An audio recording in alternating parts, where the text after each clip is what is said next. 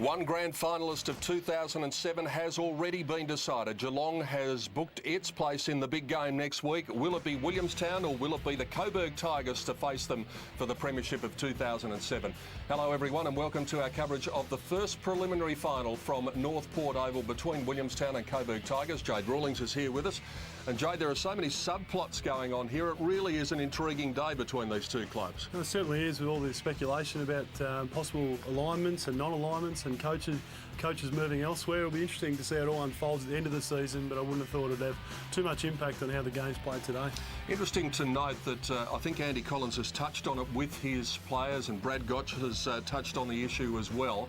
So they are aware of it, but once you cross the white line, surely it doesn't even enter your thinking for a millisecond. No, not at all. They've been through too much together throughout this season and previous seasons with their respective coaches to even have that entertained in their mind. It could affect the way they play and their output today. So I don't think it'll have too much impact at all, and as we said before, I'm interested to see how it unfolds at the end of the season. You know, one thing that will have an impact today, and that is the conditions. It is a very, very windy day in Melbourne today. It's as blustery today as I've seen it down here at North Port Oval for quite a while, so it'll be very tough conditions for the players, and we've noticed that throughout this final series when the wind has got up, it's taken some teams a while to adjust to these conditions and be able to still mark it, judge the flight of the ball and kick it with some sort of still a high skill level. So it'll be interesting to see who adjusts quicker out of the two sides. Well, yesterday we saw a great preliminary final performance by Geelong, especially in the last quarter when they came home with 11 goals, 6 to wipe the floor with North Ballarat, who've been really competitive. It was only 5 points the difference at three-quarter time,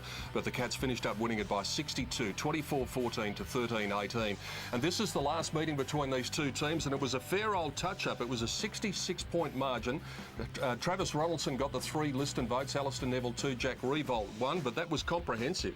It certainly was, and I think the Coburg side feels as though that was probably their most thorough game that they've played throughout the whole year. Every line on the field was being well represented by all the Coburg players, and they were very happy with that result last time they played them.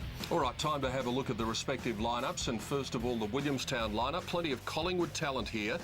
Is it an advantage for them that Collingwood are still rolling along in the AFL finals? No doubt. A major incentive for them to be able to still perform well today, and who knows what will unfold at selection and also injury for the senior side at Collingwood. But very good spread of senior players, a lot of experience and some very good VFL listed players, in particular Brett Johnson, who's been a fantastic player at AFL level with Hawthorn and Carlton, but he's just one of the most consistent players at VFL level, and I've got a feeling that these conditions will suit him perfectly today. What about this man Brady Holland? Probably still in the mix for Collingwood maybe for the preliminary final, and if they get through the grand final. Could well be, and he's always conducted himself well at the lower level. I'm led to believe he's had problems with Achilles throughout the year, so interesting to see that he is playing and he's trying to push himself up once again to be part of the Collingwood action as well as Williamstown. There are the Coburg Tigers in their red jumpers. There's a story behind that which we'll tell you throughout the afternoon, but the Tigers lineup with plenty of Richmond listed talent as well. Who should we be looking out for?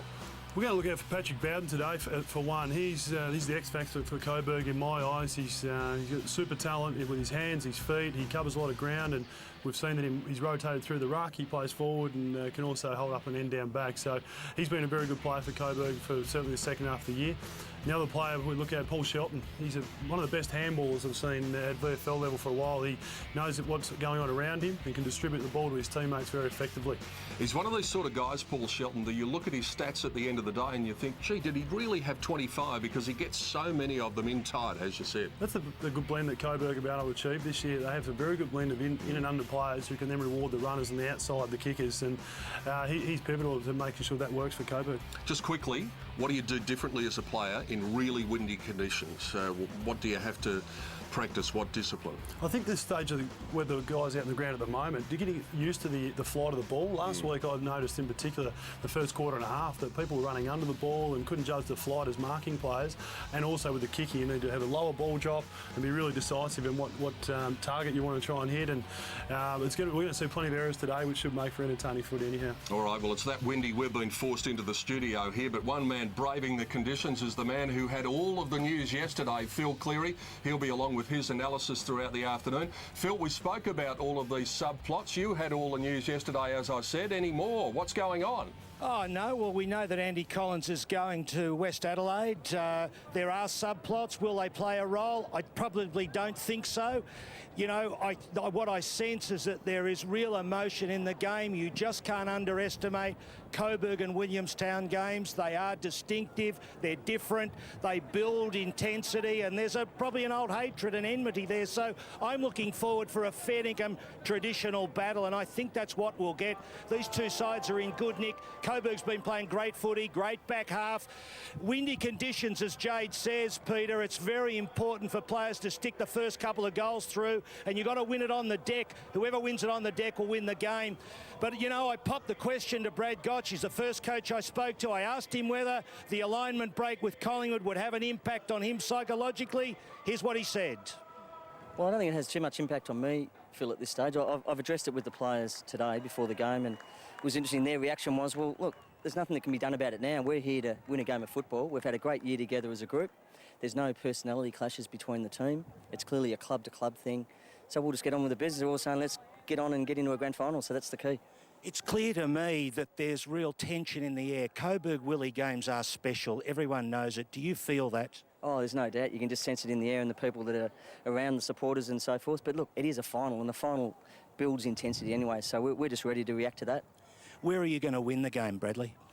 Well, I think we've got some experience, you know, through the midfield with Lucuria, Holland and Johnson. So we're liking to think we'll get a bit of an advantage there. We've got some good key forwards to kick at. Our defensive part is going to be the key to it, I reckon. If we can shut down their 3 or 4 tall keys, then we're going to have a great chance, because at ground level we can run the ball out. We've got some really good runners coming out of defence, so I think that's going to be the key to it. Let's hope it's one of those classic Coburg-Willie games, eh? Yeah, no worries, Phil. Yes, don't we hope that it is one of those games. And Andy Collins, as we said, is probably going to go to South Australia, and I asked him firstly whether he sensed there was tension in this game. He's a bloke who knows something about this. Is what he had to say. Yeah, no, it's a preliminary final, mate. We've got a grand final spot up for berth, and we already know who's waiting there, and obviously both teams understand that. You clobbered Williamstown by 11 goals during the season. How did you do it, and will you do it again? Well, obviously two teams are very different, and we know that with the alignments of in and outs of both AFL sides. They've gone with more of a running side today. We've gone with a big structure that can go small at any given time, so hopefully it'll be a really good contest. Given the wind, I would imagine you're going to have to explore going small. Yeah, definitely, and it's amazing though. You know, obviously if we can get the ball into key areas on the field, and then hopefully even our tools can get the front and centre and the pressure. We got Paddy Bowden, Jack Rewald. These are very mobile guys. They just happen to be 6'4". There's a lot of private issues going on around football. We're not going to talk about that right now, are we? Mate, we said that we weren't going to talk about that, but it's not about you or me. It's about 22 young men representing the Coburg Football Club. You know, it's great pride to see the Coburg football jumper playing this time of the year, and I know you take great honour in that, and it's not about individuals at this time of the year. Well said. Thanks very much. Yes, I do take great pride, and I like a suburban battle. I did tip Williamstown. Am I a traitor for tipping them? Well, you be the judge. I just figured that they might have the ascendancy in this game. Time will tell. Do I know anything about it? Who knows? We'll find out when the siren blows at the end of the game. But I'm excited about it. We can tell too. Good on you, Phil. Phil Cleary, who'll have his analysis throughout the daytime for the toss of the coin. In the middle of the ground, Travis Ronaldson had a great night at the Liston the other night. Polled plenty of votes to finish in third placing. Brett Johnson, the man on the right, also a great contributor, and Travis Ronaldson has won the toss, and he will kick to the Williamstown road end, the left of screen. Hard to tell what the breeze is doing. It's going in about 10 different directions. Let's find out some more as we head down to the ground to find out whether the ground is as hard as it was yesterday. I suspect it might be.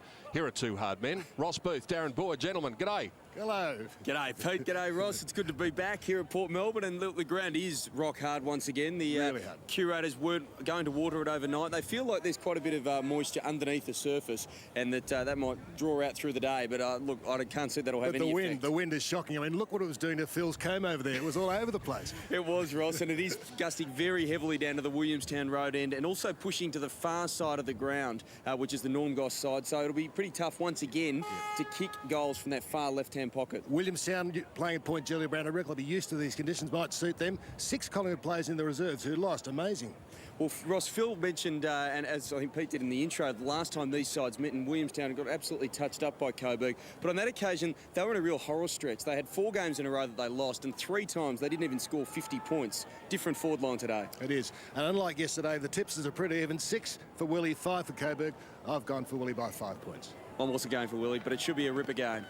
Good on you, boys. Thank you very much. The umpires today are Jacob Mollison, number 3, Robert Findlay, number 6, Brett Ritchie, number 17. And let's not forget those gentlemen, the boundary umpires and the goal umpires, who do their jobs as well. So who's going to head to the big game with Geelong in a week's time at Princes Park? Williamstown versus Coburg. To get through to the last 2 in season 2007, Meyer and Ronaldson like a couple of stags butting into each other at the first bounce. Out comes Jackson for Coburg. Tries to break a couple of tackles and just got a handball over the top towards Cleve Hughes, who's under extreme pressure. Holland attempting to sweep a handball across towards Lacuria, but the wind taking effect and taking it over the line. We've seen throughout the final series that pocket over there certainly does draw the ball a lot. We see a lot of throw-ins from that part of the ground. Ronaldson probably got the tap down. I think we're going to see a fair bit of this today. Jacob Mollison coming in to bounce. Paul Lacuria has been a good contributor, actually enjoys his time at Williamstown. And Daniel Jackson's got the job on him today, so it'll be a very good battle, that one. And Reece Shaw running with Alistair Neville by the look of it, so that's an important battle as well. Speaking of Neville, he's skirting the pack here. Caruso was there. Bowden kicks it across his body. Mark is taken by Revolt. Now, this might be a good indicator of what the breeze is doing. He's going to kick from 55. So he kicks to Cleve Hughes at the top of the goal square. And Hughes was interfering with his opponent. And it'll be Shannon Cox who will take the free kick. A disappointing contest from Hughes because Schultz had let out the kicker being Revolt. He had the one out opportunity, but just couldn't manipulate the bodywork well enough to give a good contest. Cox a little 15-metre kick to Ryan Loney in the left-back pocket. Opening minutes of a final, always a feeling-out process for the players. That ball carried a long way. Look how far that has gone. That's gone up to halfway, and it wasn't a full-blooded kick from Loney either. Listen to the wind just howling in our effects microphones. Another matchup, Pete. Nick Carnell's got the job on Brett Johnson, as we can see on our screen there. So it'll be a tough day for Johnson. Really swirly. Ronaldson won it down well. Jackson. It suits him. Bowden bangs it long into that dead pocket. Revolt leading towards the footy. Good mark. Front of Tuvey. Very good hands. Wheels into the corridor. Sheldon's waiting underneath it. Almost took the mark. Not quite. Time to stand up and have a kick to the goal square. Loose ball. Danger. And the Seagulls clear through Reece Shaw and Davies. Now kicked by Rose up towards Williams. Horn. Well, they're on here. And Bowden from the centre line into that Revolt pocket. He's had a big start, Revolt, Hasn't he? Bowden's been influential too. I think it's his 3rd kick. He's come right up the ground as another tall forward. Back into the corridor. Good shot to Neville. And the breeze, viewers at home, is blowing away from you straight across the ground, but it's so swirly, slow, so blustery. Dust getting in your eyes. I wouldn't be out doing any gardening. I'll just sit where you are. It was fantastic play from Horn. They were out at the other side, Coburg, with 3 people queuing up, and then the ability to still use good skill level in this wind was a good setup for Coburg.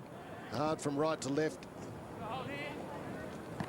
Breeze holding that ball up for Alistair Neville. First score of the match. The first preliminary final. The winner to meet Geelong next Sunday at Princes Park.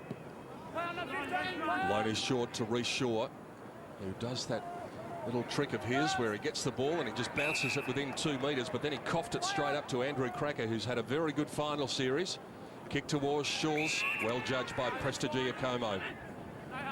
He'll be anxious for a good performance today. Also perhaps in the mix for the Magpies. Shannon Cox shows the ball. Handball not great. Reece Shaw had Davies in support and had to use him. Handball in the Mackenzie direction. Used his body well. And then went back in and got it again. Might have got a high one from Shelton.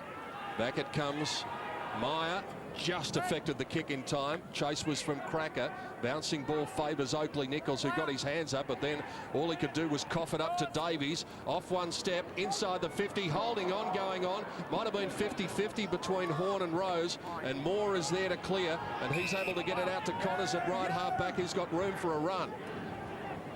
Down that outer side they go again, but it's effective. Oh, Hughes almost dropped it, clutched to his knees.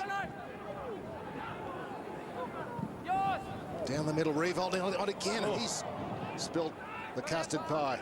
Down goes Isles. Revolt again, another chance. Bowden. Hughes put the hand in, but should have been a bit strong with the body. And that was good by LeCurie as the Seagulls are away inside 50 over Reed's head. Here's Rose. Reed running onto it again. Rose still a chance. Good work back there by Horn. And streaking away is White from the defensive 50 wide towards Bowden, but I suspect too wide. Gee, Jay, they're content to go right down there. They are. The pressure skill's been fantastic from Coburg so far. There's the reserve score. Port Melbourne through to the grand final with a thumping win over Williamstown, and they will meet Coburg next week in the reserves grand final. Gerald Sylvester's got the job on Ben Reed, so that'll be another good matchup for us to watch throughout the day. Ronaldson and Meyer engaged in another wrestle through the fingers of Loney. Out it comes from Jackson to Bowden. Into the pocket. Schulz caught between a couple. Prestigiacomo gave him a little nudge. And Presti saying to Jacob Mollison that it was emphasised by the player diving forward, but that's what players do now when they get in the front spot. If they feel a fingernail in the back, they're going to throw themselves forward. They do. No doubt that free kick was there. I'm not sure how many weeks Presti might have missed, but sometimes the technique that's required of these marking contests now can just be lost upon you if you have a little bit of time out. Jay Schulz then, who's kicked 28 goals so far this year. And he hasn't added to that. Only just manages to scrape it in for a behind. It's a difficult day. If anything, Coburg have the wind advantage, but it's so blustery that nullifies it. But they've got the only score on the board, 2 behinds. Kick to Tuvey. Went with the breeze. Cox goes along the boundary line, looking for Williams. Control it. Interesting battle that one today too. Williams is probably their most potent forward alongside Reed, and Kel Moore, who we awarded the best player on the ground last week, has got that job on him today. Yes, Brad Gotts had to leave Brown and Nichols in the reserves, and they're a bit disappointed, I think, to missing out on this senior side, wouldn't you be? Spot in the grand final. Neville's kick was smothered. No, Oakley Nichols charging through. Carnell couldn't get a handle on it. Kick forward by Jackson, the hand pass from Ronaldson. Again, deep in that defensive pocket. Prestigiacomo content to walk it over the line with a bump from Jay Schulz. Jackson's had a good start. He's won about at least 3 clearances from memory there whilst playing on LeCurie. He's got a wonderful ability to still win his own ball whilst doing a defensive job. We have 4 disposals, and as Jade said, probably 3 clearances. Well done by Lockwood, but it was a touch ball. Oakley Nichols gave a little handball off. Went back in and tried to get it again. Was he held without it? Nothing doing here. Patrick Bowden wraps up his opponent in the tackle, and it will be bounced up. I was wondering what colour Brady Holland will be wearing today, Pete, but it's so short, hard to tell. He's got the number 1 cut happening. And the knock was good. Back into the corridor, but Picken was waiting there for Williamstown. Reece Shaw, now Stanley. Back to Reece Shaw. Had to go back to Stanley. Did it well in the end because Coburg had a lot of numbers around him. One-on-one contest. Might have been a little nudge there on Reed from Moore, but he got away with it. Down it comes to Neville. Standing on the spot, uses the assistance of Moore. Up the line, has a man all by himself, and that man is McGuan. Just showed them the ball and then turned and ran in the direction of his goals, and Shannon Cox has also been lively early. Did everything right, McGuan. Just couldn't quite finish the job. There was a couple of people leading up there, and he just didn't adjust his kick. Davies couldn't find anything. Cox again. Now there's Johnson's on. You think conditions would suit him. Good quick kick to Williams. Strong hands. Beautiful mark in front of Sylvester. It's interesting, Reid and Williams have just rolled over, and it looks like Sylvester will get whoever's closest to goal. The Moore will get the higher of the two, and that's a great vertical leap from Williams. The skill level there from Cox to hit Johnson and Johnson to Williams in these conditions is very impressive. And it was very close to 50 metres as well.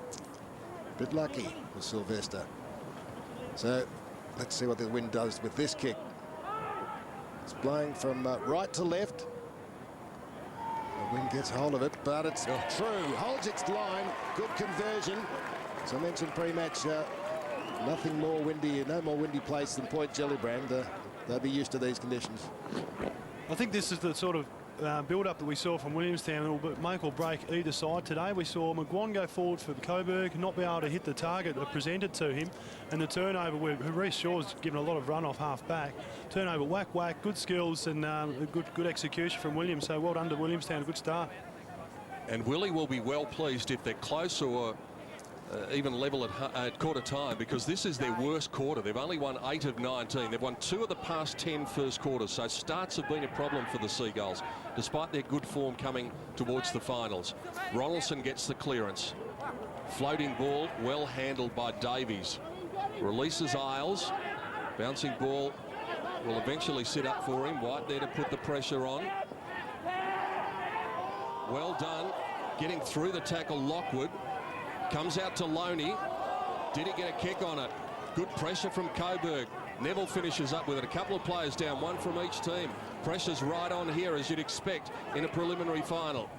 Tuvey gave it to Holland, goes inside the 50. That time Williams ran underneath it. Moore tries to keep it in play with a delicate little kick, and he judged it perfectly out to Neville, who marked it centimetres inside the boundary. Along the wing to McGuan, still down that defensive side where the wind takes the ball. Bowden. Had a massive start, Bowden. Must have at least 7 possessions so far. Just inside 50, 2 marks and 5, but he's been busy. Patrick Bowden. Back around behind you, Mark. Back around, right around. Interesting watching Williamstown tactics. It looks like they're trying to have a lot of overlap running handball to try and break through the wind going up to the right of screen. That's it, where you are. So Right there. Bowden veered off his mark, was called back. Time to set up. Kane McKenzie thought he'd given away a free kick when he heard the whistle, much to his relief. He was called back before that. So Bowden from 52 metres puts it out in front of goal.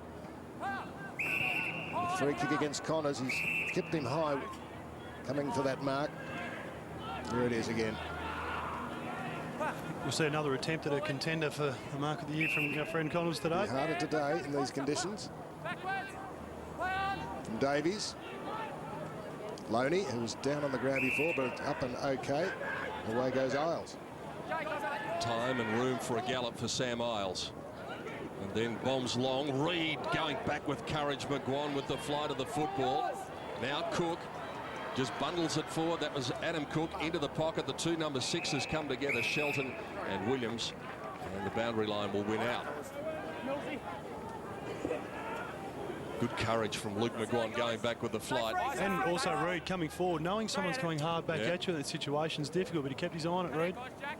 Don't hold in Now, front. where will this one land? Ronaldson stood underneath it. Cook a little secondary tap. Knock it out. Play on. Ronaldson dragged it in now. Still moving. Play on. Fine. The ball's still moving. Tactic we've watched Ronaldson imply last week was these stoppages there, defensive 50. He's happy to tap the ball over the back, which is a dangerous proposition for where the Williamstown midfielders will be queuing up. Eyes at it. Umpire Brett Ritchie to put it down. No freeze. Don't give it away. You can hear it thump on the hard ground. Third man up was Cook. Didn't really affect the tap. Jackson taken down to the ground. Now Johnson, squirty little handball. Lockwood tries to bust his way through. Had a couple to beat though. It's still alive. Cook keeps it going forward. Now White on his left foot just wants to clear the area, and he did it cleverly with a great defensive kick on his non-preferred side, but kept his balance, kept his poise, and found the line. No, it was a very good kick. The pressure from both sides has been very impressive at the start of the game, as you would expect in a prelim final, but certainly of a high quality. No pushing. Don't push. Just the 1 goal in 13 and a half minutes. Cracker, 4 last week, was really busy and clever. Well, he looked for Hughes, didn't quite find him. Right there where you are. Don't go forward. Kick to Hasn't gone. Don't grab. Right on play on. William Picken, first touch for him. Spears it low. Sylvester through like a train. Ronaldson tried to get it to boot quickly. Sylvester paddles it towards Moore. Neville's there. Now Brett Johnson, preferred left foot. Good, open goal square, could go all the way. They've got their second. Well, he just found some space, turned out of trouble. And a nice finish, long and low into the breeze. I think he's been able to find a little bit too much space from Coburg's eyes. The Carnell's got the job on Johnson, but he's looking very likely around any sort of stop-play situation. He's let up once and marked the ball, and now to register on the scoreboard in what you would think would not be the scoring end is a wonderful start for Williamstown. 10-point margin to the Seagulls early in these difficult conditions. Brett Johnson joins Andrew Williams as the goal kickers for Williamstown. The man that Joe was talking about, Nick Carnell, now at his shoulder. And it's going to be a Williamstown free kick here for too many in. Beaumont towards Isles. Meyer slipped as he kicked it on that hard centre. Reed comes out, third man up, Moore with a little handball. Good handling by Sylvester. Bit going on here. Easy up, easy up. You've got the kick, Coburg. You've got the kick, Coburg. If you want to take it, go. Moore and Rose, you would think both of those blokes would probably enjoy a scrap. Now Horn. Kick is good to Neville. Where you are, play that forward. Jay. Short kick to Connors, gathered it brilliantly and almost just showed it to his opponent, ran away from him. And now Connors, hoping the ball comes back towards him, turns his man, straightens up on the left foot. He's taken the mark of the year, and now he's kicked one of the goals of the year. Daniel Connors, take a bow. That was magnificent. Well, that's inspiring stuff. It was fantastic to watch, but you can see the play. We were in a very privileged position here in the commentary box. It unfolded right up before us, and he just set Cook up beautifully. Sold him a bit of candy, sold it again to Cox, who was made to look very silly, but to have the composure after doing all that work down the wing to still drain the goal was fantastic play. And he did Cook earlier. There's Cook standing next to Connors. Sucking in the breath is Daniel Connors. So back to 4 points in favour of the Seagulls. Meyer in the middle, but Caruso, as we see him so often, rucking, did well. Isles the hand pass. Bit of a one-hander from Kane McKenzie against Gazzo. Didn't bring it in. 12-10 as they split. 12 Collingwood players for Williamstown, 11 Richmond players for the Tigers. Pretty evenly balanced. Now Bowden coming in. Well, he won't go for the ruck because Meyer was there. Bowden doing the small man's work. Couldn't add to it. That's on the defensive side of the ground in front of the grandstand. The wind howling across in that direction. There's been a change on Bowden. Looks like Stanley's going to Bowden. I think after Alone he had the job early. The alignments. Well, how long will they be wearing those? Another throw in over there. You've got plenty of action over there in front of the old Kekovich grandstand. Easy off it. Hey, Fraser, let him run. Plenty of advice from the umpires in these difficult conditions. Meyer knocks it down. Well done by Rose. Gave it off to Johnson. Up towards half forward. Cook goes to the ground. Then tried to find Johnson with a little handball. Carnell has dived on top of it. Umpire said he had no chance of getting rid of it. Paul Licuria, Reece Shaw. Plenty of AFL games between those two. Reece Shaw having played 74. Paul Licuria 192 AFL games. Bounce a bit skew whiff. Meyer just tapped it straight into the path of White. Loves to run with the football. This time gives it to Horn. Over the top he goes to Logan Hill, who's got space to go. Kicks up towards full forward. Ball lands in no man's land. Cox will need to be careful. Shawls to Cracker. Dangerous in front of goal always. Andrew Cracker gets the second for Coburg. And after a shaky start where Williamstown had the better of it, the Tigers fight back. Well, Jay Schultz take a bow. That's fantastic play. He was 3-on-1 at ground level there, but stood up to the tackle, was clean in his possession, was able to get his hands free to crack it. But I think the impressive thing that Andy Collins be wrapped with is the run from the clearance there. It's centre half back. But overlap handball 2 and 3 times. Horn was involved once again. Long entry inside 50. Well, free against Williamstown to Nat Caruso. Doesn't waste any time. Heads long towards Revolt. In front was Hughes. Good pick up by Cracker. Knocked down to the contest. For Coburg was Hill, and the Seagulls clear to Meyer in the middle. Went for it, slipped. Boy, he's having some trouble. It is like glass out there. New finals boots on the white wheels. Ground, as we've said, really hard. Reid was a target, but it won't get anywhere near him. Marked by McGuan. Goes to Connors, the goal kicker, down at half back this time. Kicks up to Cleve Hughes, right on halfway. First two to Willie, next two to Coburg. Arm wrestle in the early stages of the final. That's a great kick. Gazzo making position well. He's a good kick, Joe Gazzo. He's going to need to be in this wind. But this is kickable. He decides to go shorter because there's a man, Caruso, in the hole about 15 metres closer to goal, and Nat Caruso is going to have the responsibility of shooting. Option correct. Execution was a bit risky. Excuse me. Set up a little bit there, and Caruso was strong enough overhead to take it, but that's Meyer's responsibility there. Caruso's now gone to the ruck just to make sure he's watched him closely on the defensive side. Probably left goalpost, you would think, the way the breeze is going. And it held its line pretty well, but just not aiming it quite far enough left.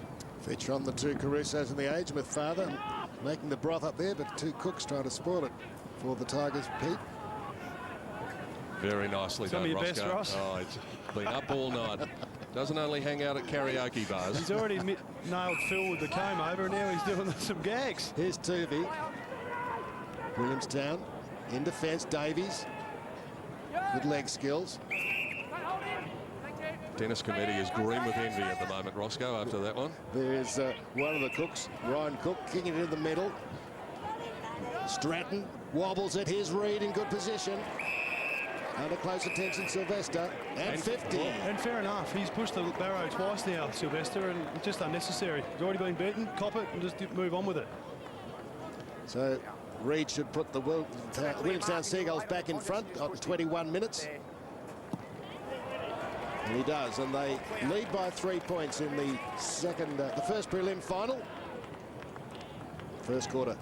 There was some good runs through the middle of the ground. I think it was Stratton who got it into Reid, and he was able to get 5 metre separation there on his opponent, Sylvester. But Ben Davies has been involved in a lot of link-up play as well. He's just getting out of the loop a little bit, so they'll have to put a bit more time into Davies. I suspect we're going to be hearing the name Ben Reid for a few seasons to come. I think he's going to be a star, this guy. I watched the tapes of him last year pre-draft, and just all these dynamics and talents are going to be on show at AFL for a long time.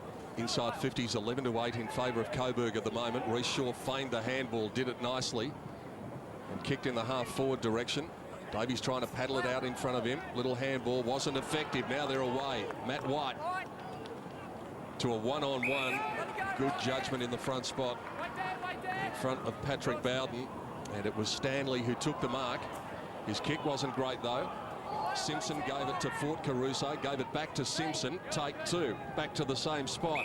Joe Gazzo is off and running and kicking for goal, and it's just drifting again on the breeze. So a couple of opportunities go begging for the Coburg Tigers. After 22 minutes, the lead is 2 in favour of the Seagulls. A lot of risk versus reward coming in the corridor here at Port Melbourne. If you do miss the target, you can go back the other way very quickly, and Gazzo just couldn't capitalise. Ray Shaw and Heath Shaw there. One of the great figures of the Collingwood Football Club, of course, Ray Shaw. And a man very well acquainted with this competition as well, Roscoe. Yeah, the old Bullan. Captain coach. When they were Preston. And here is Reece, running as he loves to do. Kicks to Davies. Good kick there at the wing. Reid on a lead. Beautiful delivery. Or half volley. Reid steals it from Sylvester. Kicks to the goal square. No one there, but the wind carries it across the face.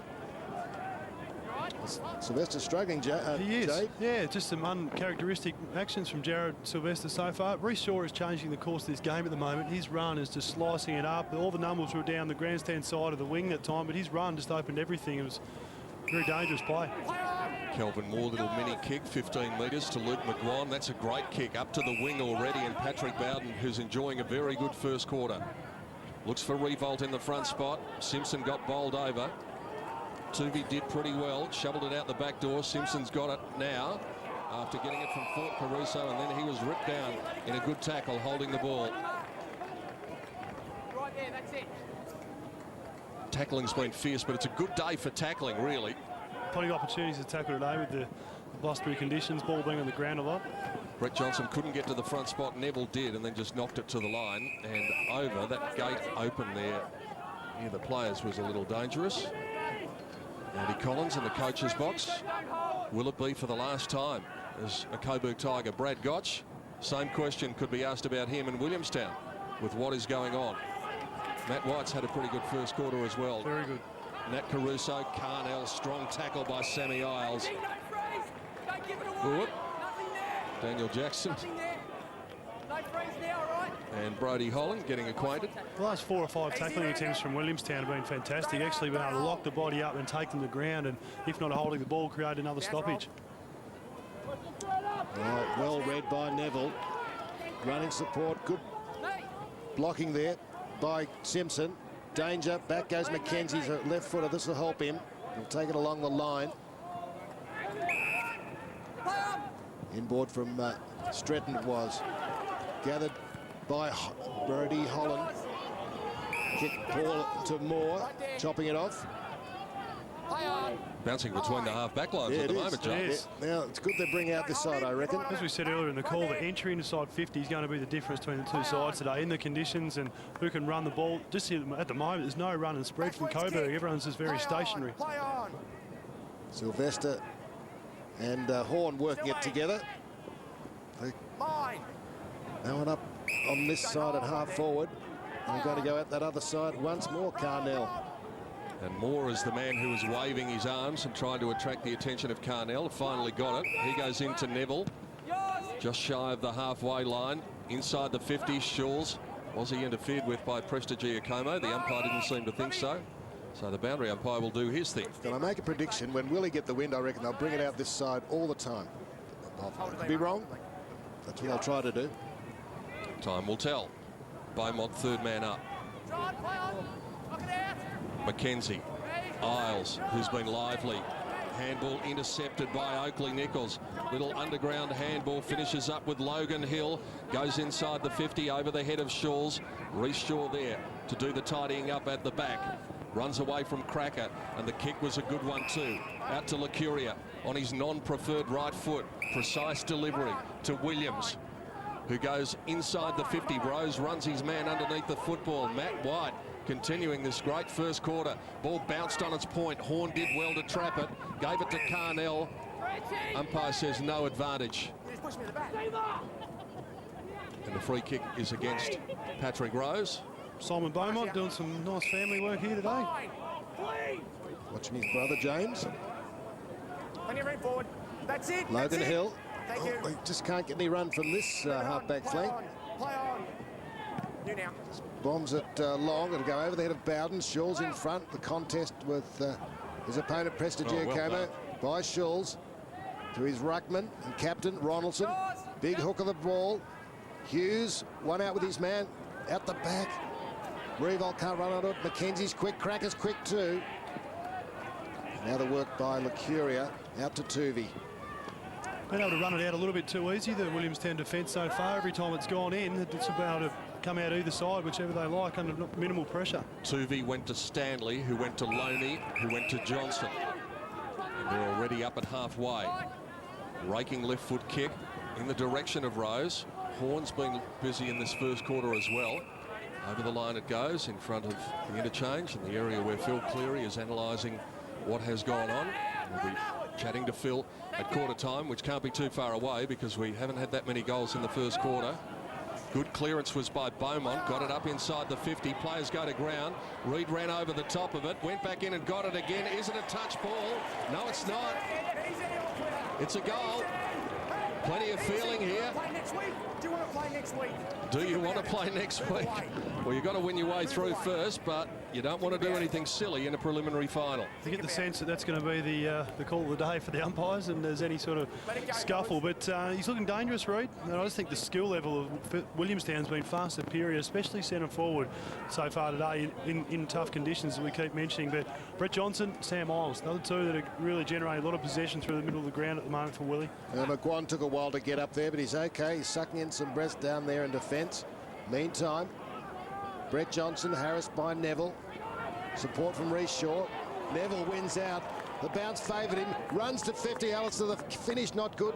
Good defensive punch. Keeping it in by Jay Shulls, and he couldn't mark.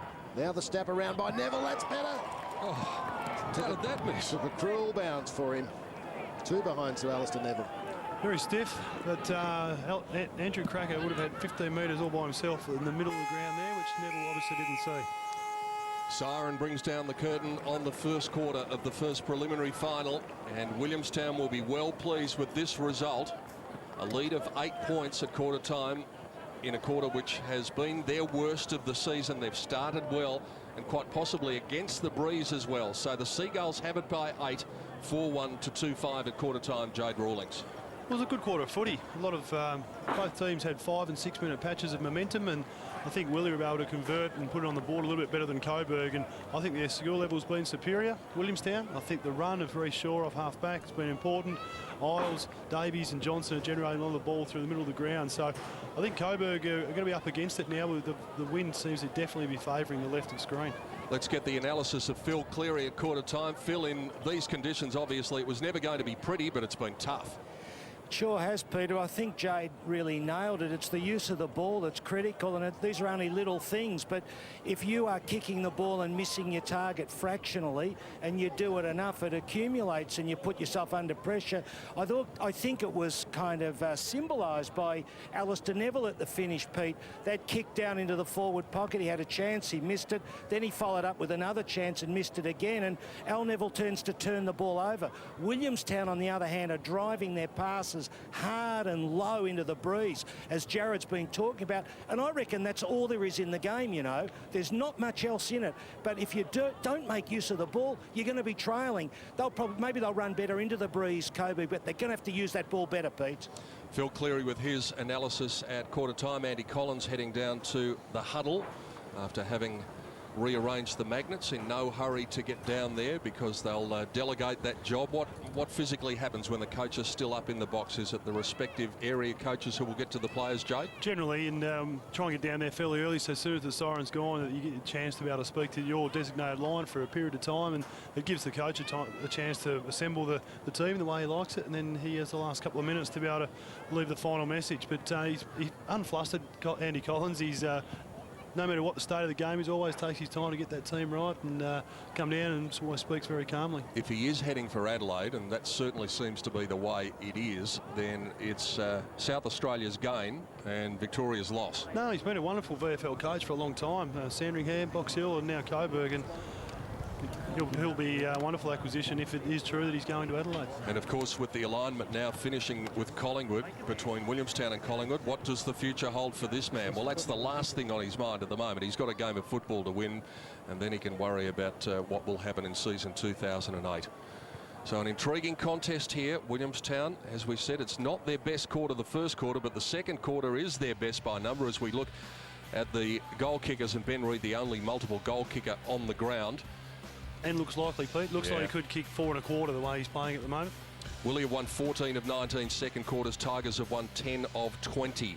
And here are some of the numbers. And as you said, Ben Davies was lively around the stoppages. Yeah, he was. He's got, looks like Logan Hill's going around everywhere with him today, and he's putting on a lot of pressure at the moment because Davies is winning some good ball in good areas of the ground. Reece Shaw, I think, has been slicing them up off half back. His run and ball use has been fantastic. And they've only got goals through Cracker and Connors, Coburg, so you'd think that Prestigiacomo would be pretty happy with the job he's been able to do in the first quarter. He was good, but at the same time, I thought Jay Schultz competed very well. It wasn't lace out for him, but he was able to win a few ground balls and stay involved in the contest. So not much in it numbers-wise. Probably the inside 50s a little lopsided in favour of the Coburg Tigers, 17 to 11, so they didn't quite take their chances. All in all, you would think that the Williamstown coach Bradley Gotch would be a pretty happy man at quarter time. Let's find out firsthand. Happy to start. I reckon we're matching the physicality and actually giving a little bit more back too. But there is 5 missed tackles, so we need to address that. And I think it's just more the technique, not the desire, the intent's there. I can see that in your eyes. Right, you've been nice and hard over the footy. Just watch the bounce of the ball on the ground. We're a little bit stiff a couple of times. Get Benny Davies on that fly there. The ball bounced back. But that's when we've got to get the numbers over and support each other. Back line, we've talked about the way they come up. Let's not release that. Loaned you up court a couple of times. Just grunt a little bit more. Grunt a little bit more. Sammy Holes, you're going well, but I reckon just a couple of handballs rather than kick. Just think, I know you want to be creative, and that's good, but just have a think about it on these windy days, unless it's clearly on. Not those forward handballs to someone that's got manned up. All right? Midfielders, we arrested the clearances back after a bit of a tardy start, and that's why Liquor on Jackson there, Liquor, you know, do the body work. We can double team where we need to. You know how we can do that. All right? Connors, we talked about Connors. He does the old put the ball out. Good balking player. Let's not fall for it twice. All right? They're doing a lot of rotation through the middle of the ground, through the wing, half forward, and the centre. So our easiest way is our methodology is at the bouncers to understand who we've got. Wingers, don't play Russian roulette off the line. You know, have your men be that defensive side a little bit, because you know Ronaldson's going to hit forward into those avenues that are forward of. So you can get into that position if he hits it, but have your man covered otherwise. Right? So your starting point is the body, come in, peel off when you need to. If we can get to that top side, that's the side we want to be. All right? Over that far side of the ground, you can see you can kick goals from both sides on that top side. We don't want to get caught off in this pocket, boys. Understand? Everyone understand that? About this pocket? I want to see that off the line that we've been working on. Right? Really important when we get held up. If we get someone in the corridor for that short one, Scotty could be on. All right? The boys are rolling up well, covering for Scotty. Let's get that change straight off when the ruckman comes off. Coco, you be ready to take the ruck work when that happens. Right, Stanners, you got that? Brad Gotch talking to his troops at quarter time. Andy Collins still in the huddle with the Coburg Tigers, addressing his players after the break. Very impressive, Brad Gotch. He's probably the most wound up that I've seen him for quite a while, but very directional and some good work. Well, let's hear from him firsthand, because he's down with Phil Cleary. Brad, you're in good form in the huddle. You got all your bits and pieces worked out. What was the key message? I think the key message is that we missed a couple of tackles, but I reckon our intensity is not too bad.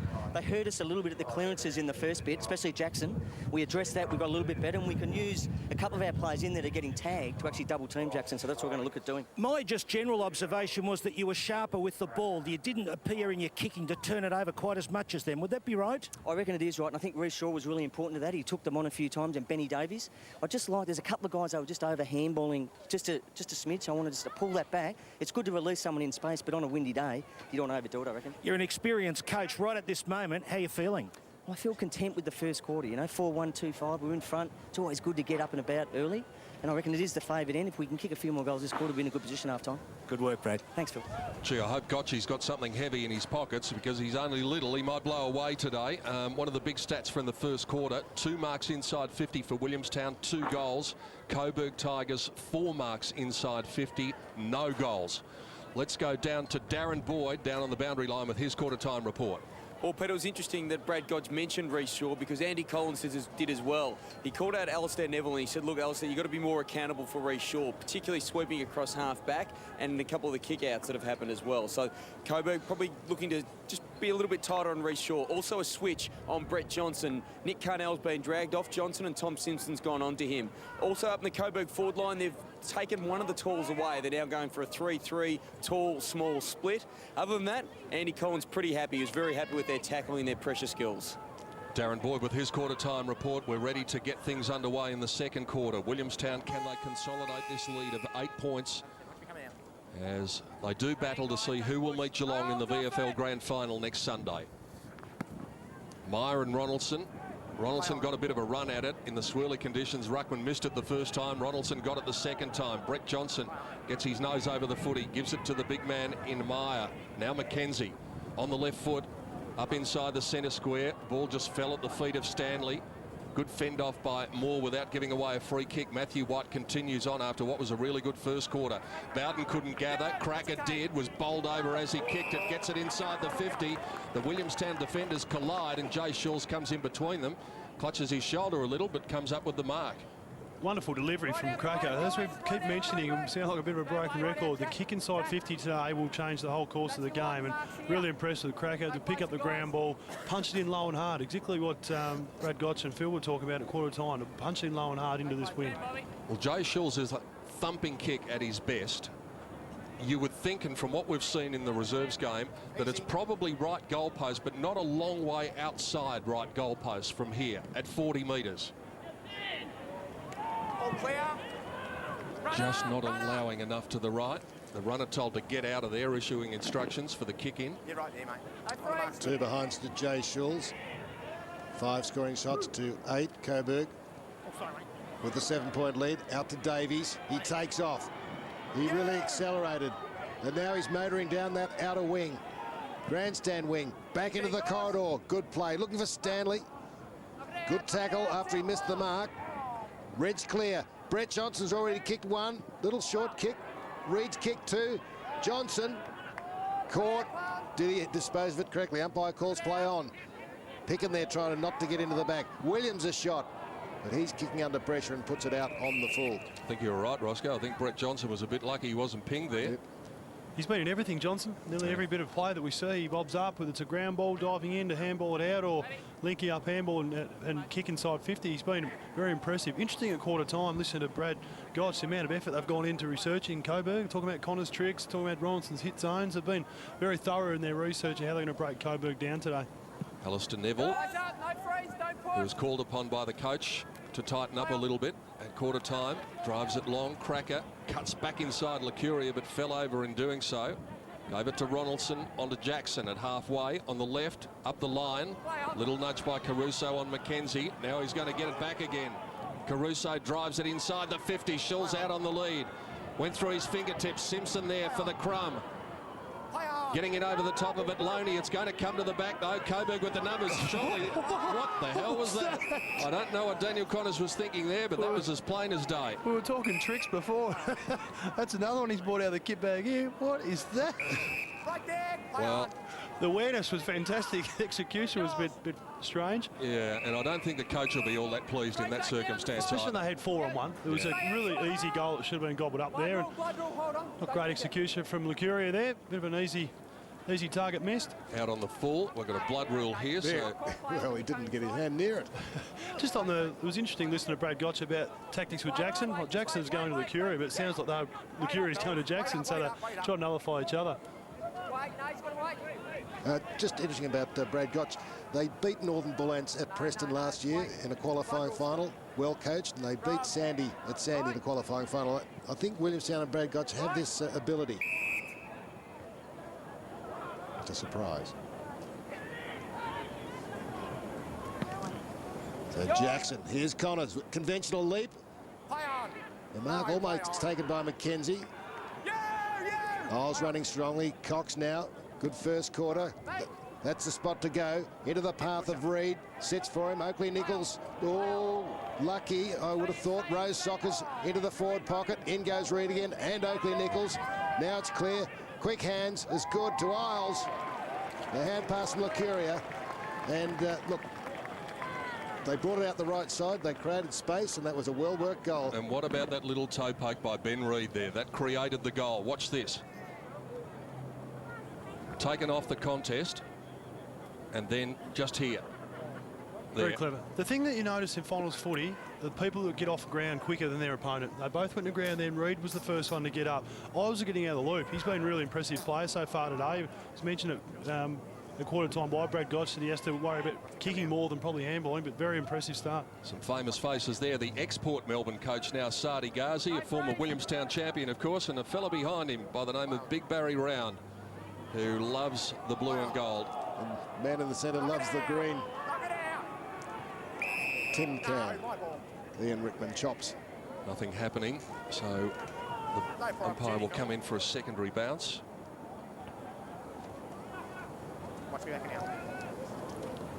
Sam Isles with the only goal so far of the second quarter, stretching the lead for Williamstown out to a handy 13 points in a low-scoring game. Jackson backwards to Oakley Nichols. Up to the half-forward line. Might have been a little hold there on Patrick Bowden. Brett Johnson having a great day. Shannon Cox just lopes away, seems to do it so easily. And then kicks to half-forward. Out comes Stanley. Hasn't gone. Play on now. Now he goes. He had a couple of cheap meters and he kicked that off his shin. He might have been looking for Picken out there. And Picken says, well, you can do better than that, surely, Danny. The Coburg defenders have just been a bit content to sag off the Williamstown leading forwards at the moment. They're winning some easy ball through the half-forward region. I think they need to tighten themselves up a little bit. Davies snaps and goals. Makes something out of nothing.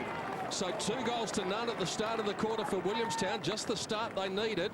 to cement the advantage. It was 8 points at quarter time. It's 19 after 6 minutes. Well, it's our boy Reid involved again there, Peter, who's just drew his man into the ruck contest along with Meyer and Ronaldson, and just get the hand down. And Davies, who I think's been as good a player on the ground so far, was very quick hand to foot. But the body language for Williamstown, fantastic, running over top of the ground, enthusiastic, a lot of hands on hips, head down for Coburg at the moment. 37-18. Very nice lead for the Seagulls. Meyer went up before acceptances. Neville, the clearance from the centre. Chance for Gazzo. Can he get on his preferred foot? No, he's tackled. Miss Connors. Beaumont comes away up towards Stanley. Didn't bend.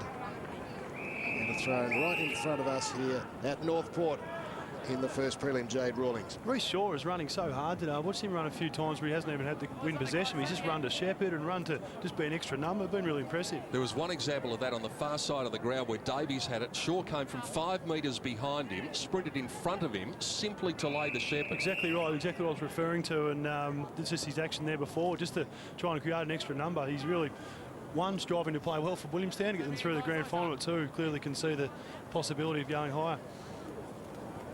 So Meyer and Ronaldson, bit of holding on. Umpire let it go. White, strong tackle by Picken. White had a sore ankle in the last quarter. He appears to be fine. Number 35 there. Stretton gets ready to come back on. White, 7 possessions so far. Smashed by Meyer. Not very far though. Got the hand pass beautifully from Picken. The big fellow goes long, looking for Williams. McGuan's there. And Sylvester gave it up. Ben Reid can't get onto his left foot, can't gather the ball. Socket clear by McGuan, and out to Beaumont. Trying to hook it back into the danger area, but more steady takes the mark. And moves it on quickly with a forwards kick to Alistair Neville. Can go over the top if he wants to Oakley Nichols. And he just took a little too long to kick it to him. And so that was a wrong option in the end. Now Meyer squeezes one up the line to Picken. Looping handball to Licuria was a beauty. And then he tripped over his own feet, Licker, and kicked it into the pocket. Bouncing ball comes backwards into play, and then Rose knocks it out. Yeah, well, stand up for Neville there. He did not have an option because no Coburg forward was prepared to lead up at him and end up being the wrong one, but only because it was the only one for him at that particular stage. Ronaldson uncontested. Oakley Nichols. Neville was driving by. He elected to keep it and go to Carnell. Left half back. Through the corridor now they come to Shelton. Thought about McGuan. Instructed to go, and he's coughed it up. Cook. They're just not clean at the moment, Coburg, and Williamstown know that they've got their opponents just rattled a bit. Adam Cook's kick wasn't all that great. White got a hand on it. Jackson pushes back hard. Releases McGuan. Over the top he goes to Carnell, who has to arch the back to get away from Mackenzie. Then he bounces and he's caught. And the umpire said holding the ball. He got the handball away, but Stratton had laid the tackle. And he'll take the kick in the middle of the ground. Crowd finding their voice. Just another example. Oakley Nichols sitting off his man there. Easy possession to Davies. Davies again.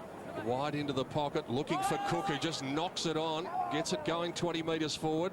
Stanley had a few to beat. Little tap to Johnson was clever. Cook follows up. He's doing some heavy barging work, Adam Cook, at the moment, just busting the packs and doing some good things.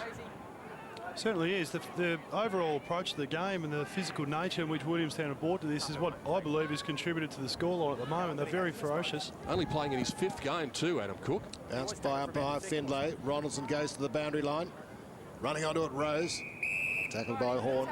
Been all right, Horn. Done a good job on Rose. Rose is capable of kicking multiple goals and been very tight on him so far. Thirsty weather at Northport Oval of various beverage persuasions. Lie back on the grass with some factor 15 plus. Windy and pretty warm, 19 degrees. Snap wide. Davies again, he's very good in close. Come this side of the post now when you get it. Stay this side. Brady Holland we haven't called too much yet, guys. He's had a quiet start when everyone else has probably get their hands on the ball quite a bit. He's been fairly quiet. Just 3 disposals from our statistician Paul Field. In it comes to Luke McGuan. Time and space to have a run and a couple of bounces, and then the kick wasn't good at all. Licuria falls over again. Gives it to Beaumont though while he was sitting on his backside. Beaumont runs in to the half that he's attacking and then kicks it inside the 50 with a kick that was nearly very good. Lockwood tries to get the handball off to Williams. He just shovels it. It's intercepted by Carnell from the defensive edge of the centre square. Just gets away from Lockwood. The kick was good to Nat Caruso. Moves it on quickly, looking for Cracker. Mackenzie there for the contest. Knocks it to the ground. Mackenzie did really well. He kept it in play, and then he might be in trouble. He's gone. He's gone. Unfortunate because he just lost his footing. It was good in the first instance, but when he went to the ground there, he was going to be in trouble with Joe Gazzo sweating all over the top of him. Little 15-metre left foot kick, again a low percentage kick. Nat Caruso breaks the Brett Johnson tackle with sheer strength. Kicks to the top of the square. Revolt a little nudge on his opponent. It comes down to Gazzo, who blind turns and then just kicks the disciplined kick to the top of the square to Patrick Bowden. That was lovely stuff from Joe Gazzo. He's a bit of a goal sneak, but he gets the goal assist just as importantly. Along with Cracker, he's been the most likely up forward for Coburg. He's been fantastic, Gazzo. Patrick Bowden kicks his first goal of the afternoon thanks to Joe Gazzo, and that was one that Coburg needed because Williamstown certainly had the momentum in the first 12 minutes of the quarter, but when all that is said and done, it's only 13 points the margin. The concerning thing from Coburg's perspective was when Gazzo made that brilliant play and kicked to Bowden, one player went over to acknowledge his effort, which was Paul Shelton. No one else went over to try and acknowledge it. Everybody's pretty comfortable just thinking about themselves at the moment, the way it's coming across, and even Bowden had to almost run to find someone to celebrate with. It's the spirit levels are well down with Coburg at the moment. Big spoil by Tuvey in the lead up to that Bowden goal. Back in the centre. Cleared by Davies once more. Out to the defensive side. Had no options. Nice take by Stanley. Feeds it off. Stratton. Looks for Cook and finds him. Adam Cook just on the 50. Probably wouldn't get the distance from there, so he hooks it into towards the middle. Lockwood caught at the back. And the mark taken by Daniel Connors. Not spectacular, but very steady from Daniel Connors. Nothing to go to. No spread once again. Finally for McGuan. Up the attacking side. Allows for the breeze. White and Shaw. And Shaw just works White over the boundary line. Halfway through the second quarter. 13 points to the Seagulls. Looking for a grand final spot, these two, against Geelong next Sunday on ABC at 2 o'clock, Princes Park. The grand final. Don't forget, it's only $20 to get in. It's pretty good value for a grand final, and the kids get in for nothing next week, so we'd love to see a big crowd along to maybe watch Willie. Beaumont drives and gives it to Ryan Cook.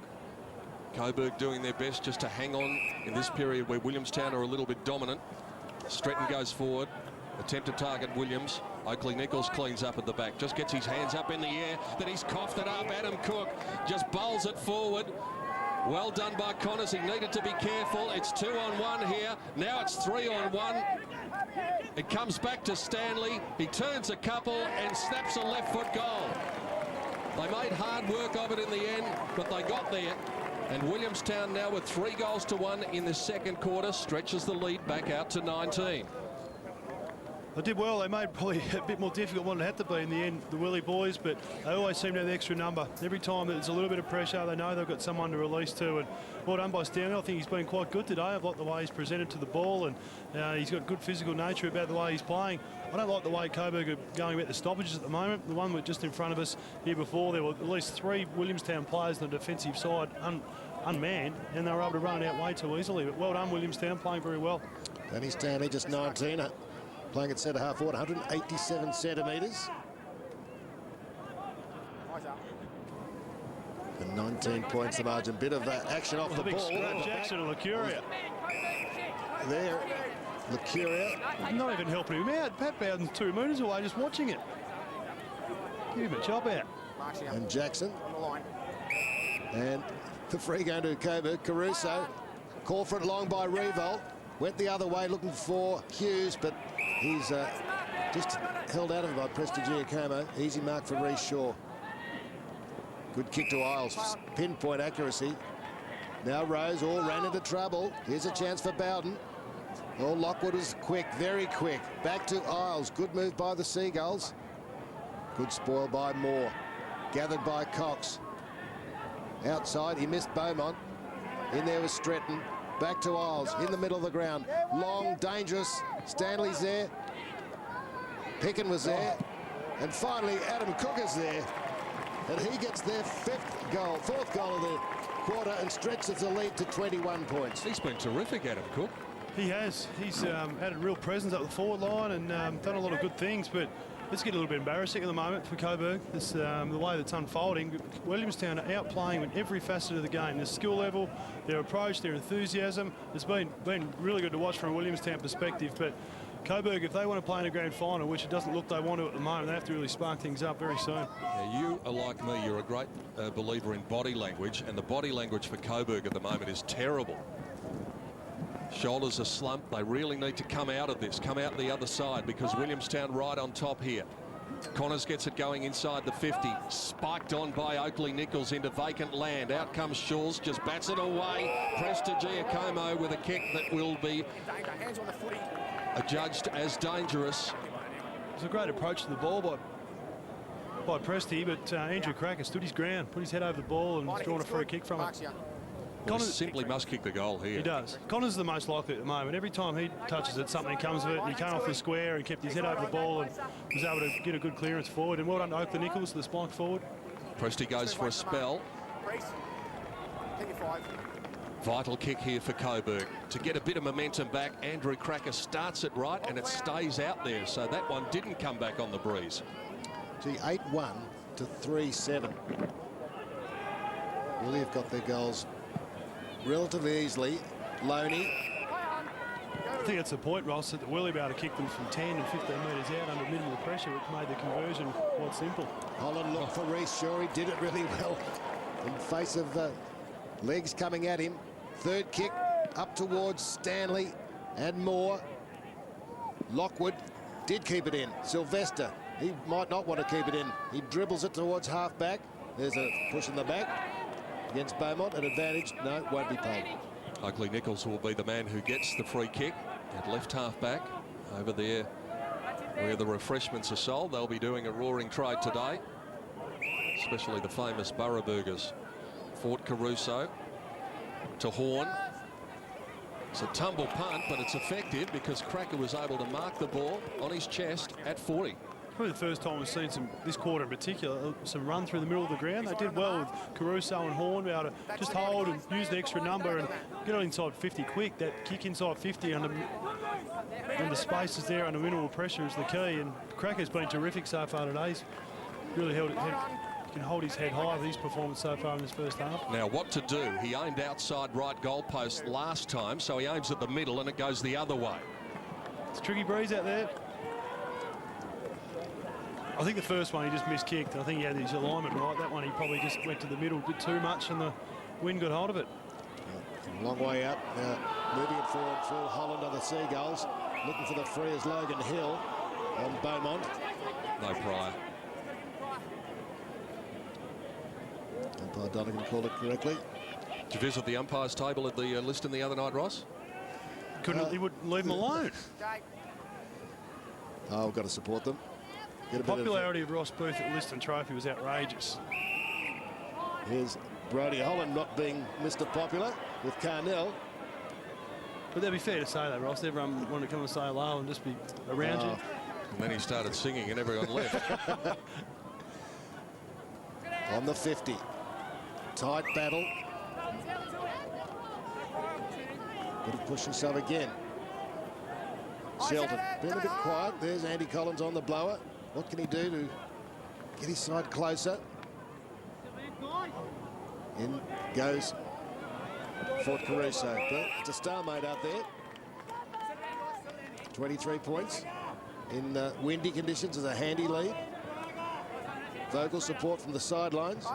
Good crowd today. This is the bigger one we've had seen for good yesterday too. Well, would have about 3,000. Meyer slaps it forward. Meeting it with Stanley. Long kick along the wing. Good grab by Isles in the tricky breeze. The kick came from Stretton. And that was a good mark by Isles. He's been good, Sam Isles. He's answered the call from the coach at quarter time. Brady Holland gets a rare touch. Kicks it inside the 50. Reid works his way to the front. Roving is Johnson, and he just misses to the right. Opportunist effort from Brett Johnson, where you want him to be, front and square. Nearly paid off. They bring it in quickly. And Bowden all the way back there. Received the kick from Moore. Might decide to come out this side again. It's gone to Sylvester, standing at half-back proper. Building it up slowly. White comes out on a long and strong lead, and the kick wasn't bad.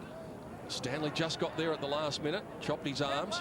Horn got a little handball away. Williamstown have got the numbers on the deck, though. Reid kicks it into the corridor. No one home except the man they call the Cat, Sylvester. Brady Holland standing on the mark. Important period here for Coburg just to hang on at the end of this second quarter. Williamstown have had the ascendancy in general play. Jackson wide. Somehow Matthew White made himself invisible. And there he goes again. He just loves to run and carry. Kick was good to Simpson. Runs to 50. Off one step. It's floating back towards the goal square. Now Loney needs to keep his head. Goes off the ground. Perhaps was looking for Ryan Cook, but he'll be happy that it went 20 metres further and out of bounds right near the Williamstown interchange players. At least White was prepared to take the game on there. A bit of run once again. Good vision to drop it into Simpson. Things will unfold if they're prepared to take the game on a little bit more through the middle of the ground. 4 goals of difference in the prelim final. McKenzie went to ground. Here's Johnson doing the shepherding work. The burrowing through is Davies to Isles. In tight control, the quick kick comes to Cracker, and perhaps this time, from his 3rd attempt this quarter, he can score a major for the Tigers. Well, young McKenzie's just getting drawn to the ball a little bit at the moment. He's watching and trying to influence the ball as opposed to watching his man, and a small coming forward who's probably been the best forward for your team, for your opposition. You can't afford him giving that much room inside 50. It's his 3rd opportunity for the quarter, Cracker. Yeah, so where does he aim this time? Right post. Yep. Kicking into the really blustery breeze. Gee, look at the ball hold up. Mike could almost touch that. He didn't, I don't think, and Andy Cracker finally gets his major that he wanted. He's now got 2, and Coburg within 3 goals now. Well, there's a bit of spirit amongst the Coburg team now. A few people actually look like they want to be out there and celebrating goals, but Cracker's been the one who's, every time it's gone forward in his area, something has come of it, and unfortunately he hasn't converted the way he'd like so far this quarter, but that was well thought out and was able to drain it and just got over the line. And as much as Williamstown has outplayed Coburg, I think they'll be very pleased with the fact that they're still within 3 goals here and the opportunity of getting closer, although Williamstown might have something to say about that as they get the centre clearance. Brett Johnson just keeps hold of it and then goes on the left foot towards Reid, who judges it well. Good attention from McGuan. Didn't give the free kick away. And that was Revolt all the way back there. It's good running, Bowden. And he's gone all the way up to half forward to get it. Received it from Shelton and then blazed away. It's coming back into play. And off the hands of Tuvey and through for a behind as they prepare for the kick in. We head to Darren Boyd on the boundary line. Yes, Pete, after that last goal from Andrew Cracker, his opponent, Kane McKenzie, was actually dragged off the ground. Reece Shaw is now matching up on Cracker. And after he kicked the goal, Cracker turned to the Williamstown bench and just made a little motion telling them off with his finger. I think there was a bit of spirited chat from the Williamstown players there when he was lining up for that shot. Darren Boyd on the boundary, spotting everything. 17 points the margin to the Seagulls over 25 minutes. I hope Phil, who was in the vicinity, will admonish Andrew Cracker for that sort of behaviour, because that's the sort of thing that Phil would never have done. Not in this day and age anyway. He's reformed, yes. And if you believe that, I've got some land to sell you. I think the Coburg setup looks more likely now with just the 2 tall forwards and a better mix of smaller players. Revolt's now gone to centre-half back. Meyer there with Ronaldson, who slaps it straight back over the boundary line. We're getting a close view of the action over there. Speaking of Phil, Roscoe, and here is that incident. Oh, that was very mild. That's not like Phil. Billy Kakua, a dual Coburg premiership player, will be Phil's special guest at half-time. That'll be good. There's a high one. Easy. Cut it out, guys. Just watch the high ones, all right? He's been a good player today, Horn. He's kept his head over the ball. He's offered a bit of run off half-back. Feeling his back. Felt that. Hands it to the running Neville. Al Neville, cracker. Got a push. Right in the back. Beaumont cleans up. Another scrap on it. Davies. Courier and Jackson are at it again. Caught with the ball. That's holding the ball. Davies. What's happening back behind the play? Yeah, Courier and Jackson just having a little dance on the ground. Looks like Greco-Roman wrestling. Ronaldson, gee, the wind holds that up. It's going straight up and down in the end. Johnson stood underneath and took a good mark. Now, probably bring it this side to Reece Shaw. That's a chance, just time enough for a Williamstown goal on half-time. Increase their lead. Davies has run to position. Heads for Cook, good mark. He can go. He's certainly run across the line, over the line, off his line, I mean to say. Breeze behind him, one step. Perhaps he should have taken that a bit more deliberately. Could have goaled. Your boy Pete's been good, Cook. He looks likely, doesn't he? Yeah, as we said, only playing in his 5th game, so we haven't seen a lot of him. In fact, this is the first time I've seen him, but I've liked what I've seen so far. There's Licker saying to Daniel Jackson, gee, it's a nice day just for a little wrestle, isn't it? Revolt, obviously down in defence now, and he's kicked it out of bounds, so it's a Williamstown free kick, and McGuan just pushed his opponent over, Sam Miles. Mark's here. When you come in, I'll call player. Short one to Rose. That's it there, right there. Tough kick from here, so really the only thing that he can do is find a short target or go to the top of the square. Picken comes out on the lead. Hasn't had the best of service so far, Liam Picken, but he says, don't worry, boys, I'm going to have a go for goal. Right out there, Paddy. Thanks, mate. That's your line. He's on the mark. That's the edge that Williamstown have had. They've been able to put people into better positions to have shots at goal at the moment. We saw Paddy Bowden get stuck up the boundary line the first quarter. No one be able to offer themselves in this position of the ground. 40 games, 24 goals at VFL level. That's a good kick. A very important kick too. Right on the stroke of half-time at 28 minutes. That makes it a 5-goal-to-2 quarter, and Williamstown has consolidated its advantage out to 24 points. It was an important goal for Williamstown. I think Coburg just had the ascendancy for the last 5 or 6 minutes and looked as though they were starting to get a bit more spirited and involved in the game a bit more. But a goal like that can just sap the energy. It's somehow reinvented itself. But what under Picken, it's a smart goal from there. Yes, I think Adam Cook preferred to Freeze, guys. Chris Dawes, who played in the reserves. And I think Brad Gotch making a big call there. Nothing And stupid, you two. successful so far. Another centre square infringement. Could have been a third one we've seen Yeah, today. I think third. Wow. And Ronaldson, well, he goes straight down the middle. Crackers underneath it. Shaw with a good spoil. Caruso fought with a high ball, non-preferred. No kick, free kick to Oakley Nichols. Numbers, 5 for 1 there for Williamstown. Mercuria through half back. We'll keep it this side. Beautiful kick. Stanley to Cook, Adam Cook, and he's straightened. He's pushed as he kicked, and he was under pressure from all, which was very good. Put it out on the full. He's had a chance to put the icing on the cake, Cook, this quarter. He said, what, at least 3 things at it. Play on, you've come in. Playing well. Stanley's the one. I really like Stanley's game so far. He's been a good target across half forward. Sylvester looked for Ronaldson, but kicked it over his head in the fluky breeze, and Andrew Williams just gathered it and tucked it under his arm and ran over the boundary line in front of some of the faithful, enjoying those cold refreshments. Spiked away by Meyer. Neville. Good looping handball. Now Simpson kicks it up inside the 50. Schulz works his way to the front spot. How did he mark that? Well, his body work was fantastic there on Tooby. He hasn't been able to get away from Presty much at all today, and Tooby's been the one they've almost played through a little bit. Revolt took a heap of marks early, but that was a fantastic mark, as good a mark as we see in a contested situation from Schultz. Smart play by Meyer here. He's gone back to the goal line, so Williamstown need to get as many tall players as they can back there. Jay Shaw's almost on the wing, so the man on the mark stands at about 40 at the moment. He can probably come out to 44. These kicks can give you some momentum and ascendancy going into the break. Yeah. So a critical kick in the scheme of things after the halftime siren for Jay Shaw's. Good purchase, great kick. That's a goal, just what Coburg wanted right on halftime. 5 goals to 3 in the term. Williamstown has the lead, but look at that. All of a sudden, there's a bit of spirit, there's a bit of body language about Coburg, and they're back in the contest.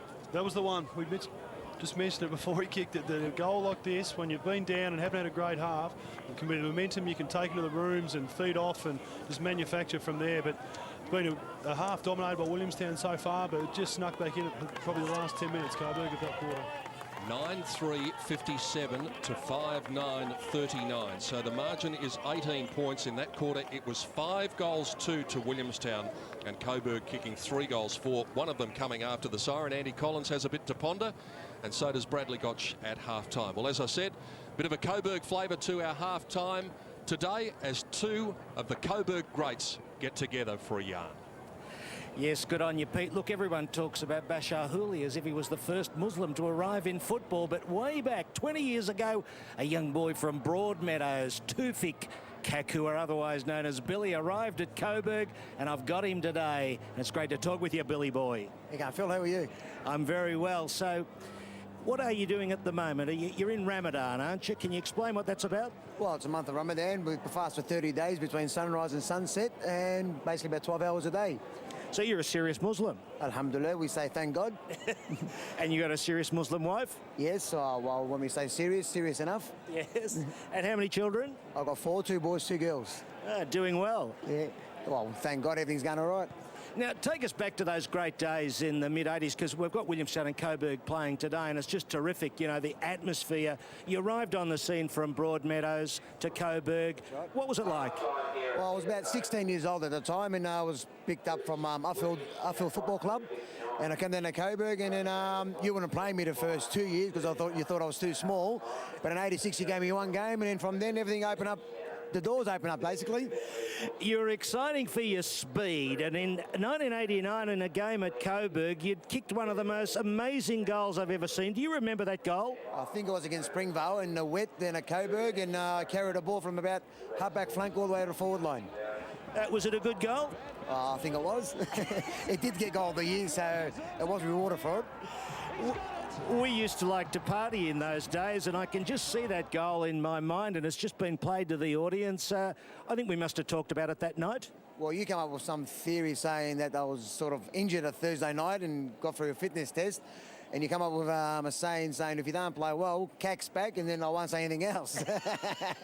I think I said Cac's not back, didn't I? That's right. And then he ended up playing me, and worked out all right. We came out in the second half and sort of ran over Springvale, won by about 4 goals. Is that the half-time, during the half-time in that game, that I was very badly behaved, wasn't I? That's right. You went for every play individually, and you threw the clipboard on the ground, and the penny hit you in the eye. And then we went on to Windy Hill for those 2 great grand finals, 88 and 89, and I recall you kicking a goal in the 89 grand final down at the school end, right, the dazzling Billy Kaku. Take us through that one. Well, I did kick the goal, but Peter Cameron, the old VFL umpire, took it off me, and he sort of come towards me, and I kept pointing at him, he kept saying, "Put your finger down, son, you don't point at me." I think we're actually seeing the one that the big one you kicked, where I think you got cuddled and celebrated. Well, yeah, I kicked 1 goal, which the umpire paid it, and Greg Reynoldson, by memory, picked us up off the ground and put us on his shoulder. They were great days, really, weren't they? They were great days back then, and I suppose Coburg needs to get it back up there again. We were a very good side. We'd won 2 premierships and lost the Premier final out here in 1990. We should have basically won 3 grand finals. Now, you did give a bit of cheek, because I recall in that game at Windy Hill, you gave Peter Cameron a bit of cheek. I think you actually pointed the finger at him. Well, I did. That was the goal I was talking about. He didn't think he reckons I ran too far, so he took the goal off me. How far do you reckon you did run? About 14.5 metres. I was talking to Matty Campbell before, and he said Peter Cameron was good as an umpire because you could actually swear at him and he'd cop it. Exactly, but he gives it back as well. Yeah. Did he give you a bit of a stick? He just said, keep your finger down, you don't point at me, you're not sort of experienced enough yet. But actually, you squared up in the last quarter, because the pair of you were like buddies, and you actually reported a bloke in the crowd, didn't you? Well, that's right. I was running around the boundary line in the 4th pocket at Windy Hill, and a VB beer can, come over the fence and hit me in the foot, and then Peter come up and he goes, "Did you see the bloke with foot?" I said, "Yes," over in the grandstand. So he stopped the game and grabbed the policeman and got rid of him. Did you ever come across that bloke? No, never seen him, no. But you did spot the bloke who did it? Yes, because I seen him coming flying over the fence and hit me in the foot. And I put a bit of an act on, didn't actually hurt, but sort of went over and got a free kick for it. That was a great game, that 1989, wasn't it? It was a good game. I thought it was better game than the 88 grand final because I sort of had more input in the 89 grand final. And, you know, it was great times, really. We had the likes of Terry Wheeler at Williamstown and Barry Round and Ian Rickman and all those blokes and big crowds, and it was exhilarating, really. It was probably the 4 biggest sides in that time when I was playing would have been Springvale, Williamstown, Coburg, and Sandringham wasn't a bad side, so we did have very good games against those teams. And you played with some really great players at Coburg, didn't you? And you had good mates. You had Vinnie Taranto was a great mate. You're all local boys, you and the Bear Ingram and Taranto. Yep, and I mean, Paul Albin, who played in the reserves, he captained our seconds. Dean Clark, we all come down from Broadmeadows together the same year. And we weren't into drugs either, were we? Well, back then we didn't know what drugs was about. We used to have to drink a beer can in a brown paper bag. We've grown out of that. As you can see, we're in the month of Ramadan. We don't drink anymore, and it's sort of in the past. It's all part of growing up, and hopefully on the right track from now onwards. They were good times for blokes to actually mix, weren't they? Like, blokes did have a good time in football and after football, and there was, although we had the party stuff, there were a lot of celebrations, weren't there? Well, there were, because they were good times. We had a good run. 89, we only lost 1 game, so we knew what was all the games that we had to win each week, so it wasn't bad. Now, what about today's game? We had a look at the past. 2 great teams going at it. Coburg struggling a bit. How do you see it? Well, they are a bit, but when you look at it, they're only about, 4 goals down, and Crackers missed about 2 goals from directly in front. So I think second half they'll probably come out and put a better show on. They haven't used the ball too well, have they? No, well, a bit windy out here today, but I suppose it's changed a bit, Phil. Back then we had position players where we had blokes like can only play about 2 or 3 positions. But looking out there today, every bloke, I call them as athlete footballers these days, not real football, but athlete footballers. So it'd be good to see the Cack back today, wouldn't it? The Billy Cack running through the middle of the ground with all that speed. And came in about 16 bounce and kicking a goal. How have you seen the game change, football change over the years? It has changed a bit. It's got a bit quicker. And like I said, it's like athlete footballers where you got to be very fit and you got to be able to play probably about 8 positions on the field. Do you get excited seeing the Coburg colours out there against Williamstown? Of course you do. It brings back memories and you want the boys to do well and sort of win another premiership. And, that brings out the good old days back out again. So they stick with you. Do you show the videos to your kids? I do. Actually, I've got Mick Hill, our old secretary, who made a DVD for about 90 minutes of all my career, put all together highlights, and every now and then I pull it out in sort of good memories. Always great to have a yarn with you, Cack. So I look forward to catching up with you again along the journey. Thanks, Phil. No worries. Good on you. Thank you. 2 old mates having a chat there. It's just a shame that half-time doesn't go for an hour because I think we could have stayed with it. No, it's good to relive the old days, and it looked like they had a lot of fun back then. Yeah, and having a bit of fun now in the grandstand, watching their beloved Coburg going around. Phil Cleary having a yarn there at half-time. Great to have Phil back, and we'll get his analysis of the first half very shortly. What was yours? I thought it was dominated by Williamstown. I thought they were terrific in the way they pressured the Coburg side. Coburg, we've seen the last couple of finals find a lot of space around the ground, and when allowed space, they were very good using side of the team with the ball. And I think they've been able to negate their good players, and they looked spiritless there for a while, Coburg. We just said a couple of times that they just didn't have any sort of enthusiasm or energy for the contest. And with a couple of actions, I think Horn and White to a lesser degree, just running through the middle of the ground, things started to unfold. And Schultz's goal at half-time was the momentum we spoke about, something that they can really manufacture some energy from now and really run with it and maybe utilise it in the second half. Yeah, I'm sure the boys will be into the rooms if they can get in there at half-time, and they would have noticed a vast difference between the Coburg of a minute before half-time and the Coburg of half-time simply because of that goal. Yeah, huge difference, because 10 minutes before half-time, Coburg started to get back into it. Bicken kicks a goal and got back out to, I think, was it 5 goals, and looked like an awkward sort of a deficit, but then Schultz on the siren, big mark, big play, and he was able to finish it and wanted the moment, and actually, took the moment and gave the Coburg side something they can run with in the second half. A 5-goal second quarter from Williamstown takes them out to an advantage of 18 points at the major break. It was 24 when Picken kicked the goal. Schultz getting it back to 18 points, 9-3 to 5-9. So it's 12 scoring shots to Williamstown, 14 to Coburg. Ben Reid has been dangerous up forward, just hasn't been getting his hands on the footy in the second quarter. And Cracker, of course, has had 2 goals and a couple more opportunities. Yeah, he has. And with Reid, he was able to get a couple of little toe pokes and a couple of taps. He still had involvements in goals in the second quarter, but not as many marks. I think Davies has probably been the man who's probably run the hardest across the day and been very good at clearance. I think Johnson's been excellent, and your man Cook, he's first up. We've liked the way he's moved and have 6 marks in a day. This has been a good effort as a key forward. Alistair Neville, as always, getting a lot of the footy with 15. He is. He's covering a lot of ground.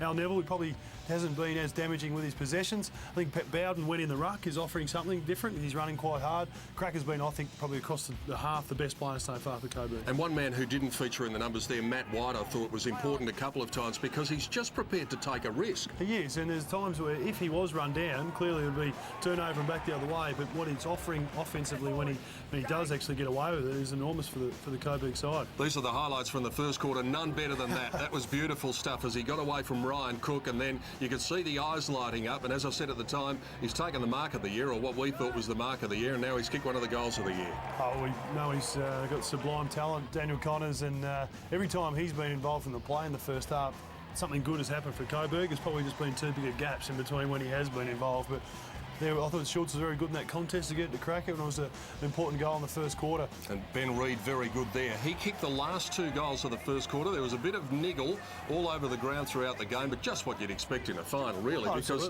they're playing for keeps here. That's absolutely right. You'd expect nothing less, but there we go, just the hit out from Reid. He's just got a good football brain. His awareness of what's around him is very impressive, and he don't have to be taking marks, kicking goals to have an impact on the way he plays. And it was at this stage of the game that Williamstown was really right on top. No, it was getting a little bit embarrassing, actually, for Coburg at this stage, and you called it in the box. I think we think we see it a certain way, but it just looked as though there was no spirit, and looked like Williamstown how far. Things can change around in football, though. There is Adam Cook with his goal. That was at the 16-minute mark. We saw that yesterday in the preliminary final where we saw North Ballarat seemingly heading for a 10-goal loss halfway through the third quarter. And then all of a sudden they were able to turn it around. Maybe this moment from Jay Shaw's was the turnaround factor for the Tigers. Could well be, and we've seen multiple times through the final series that quick patches and heavy scoring on this ground at North Port. So a little bit of a sniff like that could be the turning point for Coburg. 164 to 146 the disposals in favour of the Seagulls. Turnovers, Coburg has transgressed a little bit more, 14 to 10. The free kicks in favour of the Tigers. Centre clearances are important, 9-6 in favour of Coburg. So not a lot in the numbers at half-time. No, if you had come in and saw those numbers and weren't aware of the score, you'd think that Coburg might even be just in front. But the only discrepancy was the handball for Williamstown, where we heard Brad Gotch at quarter time mention probably got a bit of handball happy and went over the top with it, and they seemed to balance it out much better in the second quarter. What did they do with Jack Revolt in the second quarter? He found himself down back. Yeah, he's quite a versatile player, Jack. You know, everybody probably knows him as a forward, but clearly the forward line structure wasn't working. Looked too congested, too tall, and it was being run out of the back line for Williamstown far too easily. And a little swing down back for him, and he got a couple of kicks, and they sent Oakland Nick was forward, so had to be prepared to try something because everything prior to that wasn't working. Well, why don't we add to your thoughts, the thoughts of Phil Cleary, who's down there. I suspect you enjoyed that little chat at half-time. Well, it was great to catch up with Billy. You know, the traditions are part of the game, Peter, and he was a champion player and a local boy, and he did excite the crowds, and it's beautiful to catch up and have a chin wag. And I did do some funny things when I was coaching, and when I catch up with blokes like Billy Kakua, you know what, Pete? They remind me. Yes, well, I'll be reminding you for about the next 20 years, so you better get used to it. Ben Reid is a player, Phil, that we've spoken about. He's a prodigious young talent, and he's done some good things out there today. Well, that's right, Peter. And look, you know, in a game like this, the numbers are pretty even, aren't they? You just can't let blokes like Reid get out of the box. There's some big challenges for Coburg in their back half. But, you know, I really think it's coming from the fact that they're not using the ball as cleanly. By turning it over, the ball's rebounding into their back half and putting them under pressure. So they've got to tidy up on that player, Reid. How much of the untidiness that's going on out there can we attribute to the wind, and how much can we attribute to finals pressure? Well, I think it's a bit to do with pressure, and the wind is tricky. But I don't know whether Jade agrees with me there's something wrong with the way the Coburg blokes are linking up. And maybe it was maybe it's the pressure of the final, but their handballs have been under pressure. They haven't kind of blocked enough to give a bloke an extra couple of metres to get clear to deliver the ball. And I've got to say, Williamstown are just a little sharper with those kicks, Peter. They're hitting the targets better. Totally agree, Phil. I just thought there was only one patch of play in the second quarter. I think it was Caruso and Horn linked up through the middle of the ground with some handball, and Cracker actually end up getting a mark inside 50. So I think you're spot on. Then we did make the call that Williamstown always seemed to have the extra number throughout the first half as well. Yes, and I mean, you've really, in these windy conditions, as you know, Jade, the ball's a bit harder to get hold of, isn't it? It's a bit harder to deliver. That's why you need the cover for the carriage of the football. And Coburg have just got to think about when the ball's got to be won, how do we get the right numbers there, let the bloke who's got it get the free space, and when he delivers, the bloke who marks it must stitch the goal up. Great goal at half-time, great goals by Cracker earlier, but I've got to say also, Jade, run this one past you. I made the comment last week about Jack Revold and saying that it's all very well to put the hands up to the crowd when it's easy. Now the challenge is on Revold, isn't it? He's in a tough game where he hasn't performed. People that look at him and say, well, he was lairising, was he not? Now, I don't mind him putting the hands up, but I want him to put the hands up in a tough game, Jade. You know, I want him to do something big in a tough game. No, that's fair enough, Phil, and that's the opinion, and certainly he was strong on that last week, and I think Jack didn't realise that he rubbed as many people up the wrong way as what he did through the week. But you're right, if you're prepared to put yourself out there, you've got to be able to, when it's tough in the clinches, be able to stand up and be strong. I thought his first couple of minutes, first 5 minutes of the first quarter, very good, 3 or 4 marks, but just quite down since then. Look, I don't want to be taken the wrong way. I was all for sticking your hands in the air and going bang. How good was that? It's terrific. All I'm saying is that it puts responsibility on you to keep doing that, like Ackermanis keep doing it over the years, or kept doing it over the years. So, and you know, when I said last week about heroes, Revolt could be a hero, Cracker could be a hero, Schulz could be a hero if they start pinging those goals. If they get them in this third quarter, see, I don't think there's much in the game. On the deck, there's not much. It's just a bit of finesse. Speaking of heroes, Phil, I want to ask you a broad question about this competition. Now, we can see the crowd around you down there. It's a good roll-up today. We had a great roll-up yesterday to the preliminary final on the Saturday. Next week at Princes Park, there's no hiding the fact that grand final crowds have been very disappointing over the last few years. This is a good competition. We need people to come along next week and to support this competition, supposedly the second best competition in the land. Look, I couldn't agree more. Peter, this is a great game. It's in tough conditions. The VFL is on the cusp of something significant. These rivalries are great in football. This is the best final series I've seen for years and years and years. And the grand final next week, we want all these children here and their parents to get to Optus Princes Park, whatever it's called these days. We need 15,000. We should get 15,000. You're going to be in for a treat next week. Whoever gets there out of today, it's going to be great. So pump it up. It deserves it, Peter. And hopefully the kids will be there, because it won't cost them anything to get in next week, thanks to our sponsor True Energy. So thanks to Phil Cleary for his analysis, and we'll get some more from Phil at three-quarter time when he has a chat to Andy Collins. Have you got a gut feel about what might happen? I think the first 10 to 15 minutes of this third quarter will be critical. As we keep referring back to the momentum that Coburg was established on half-time, can they run with it? Can they jump out of the blocks and put a couple on the board and put the pressure on Williamstown, or can Williamstown arrest the momentum back, put it on the board and put the pressure on Coburg to chase?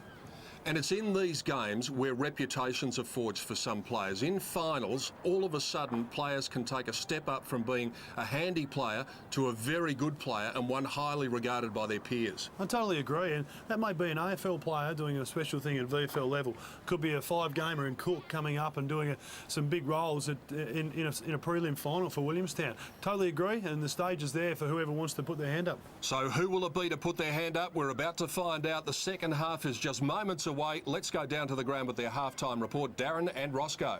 Well, Pete, if Brad Gotch has got anything to do with it, it'll be the Williamstown side. He was as fired up as I've ever seen him. He was fantastic there at halftime.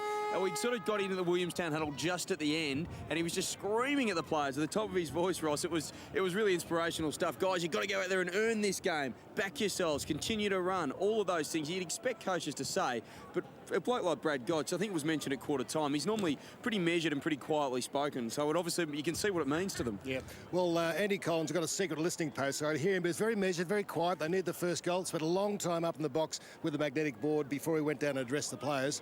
But I just think they're playing the wrong side of the ground, Coburg, and this court is crucial to play that far side. I think Willie got the advantage because he's used to playing these windy conditions. And I tell you what, the most needed medical equipment today is some eye drops because it's so dusty in the eyes. It's very difficult. Well, it's interesting, Ross. Patrick Bowden called the players into the huddle just before they went into Andy Collins, and he was talking to them about the wind. So that might be something. They might get a little bit smarter with that. Trav Ronaldson and Jack Riewoldt, they're the energisers for this Coburg side. Look out for them.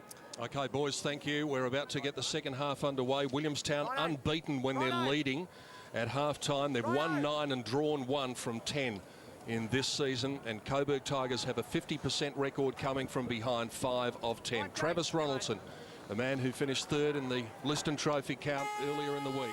Can he inspire his team into a place in the grand final? Settle back and relax for the next hour. There's a lot on the line. The stakes high here in the preliminary final in the VFL. Ronaldson does get the first tap and gives it to Carnell, to Neville, getting another disposal and driving the ball long inside the 50. Riewoldt coming out and crashing the pack. It comes to the ground. Schulz has dived on top of it.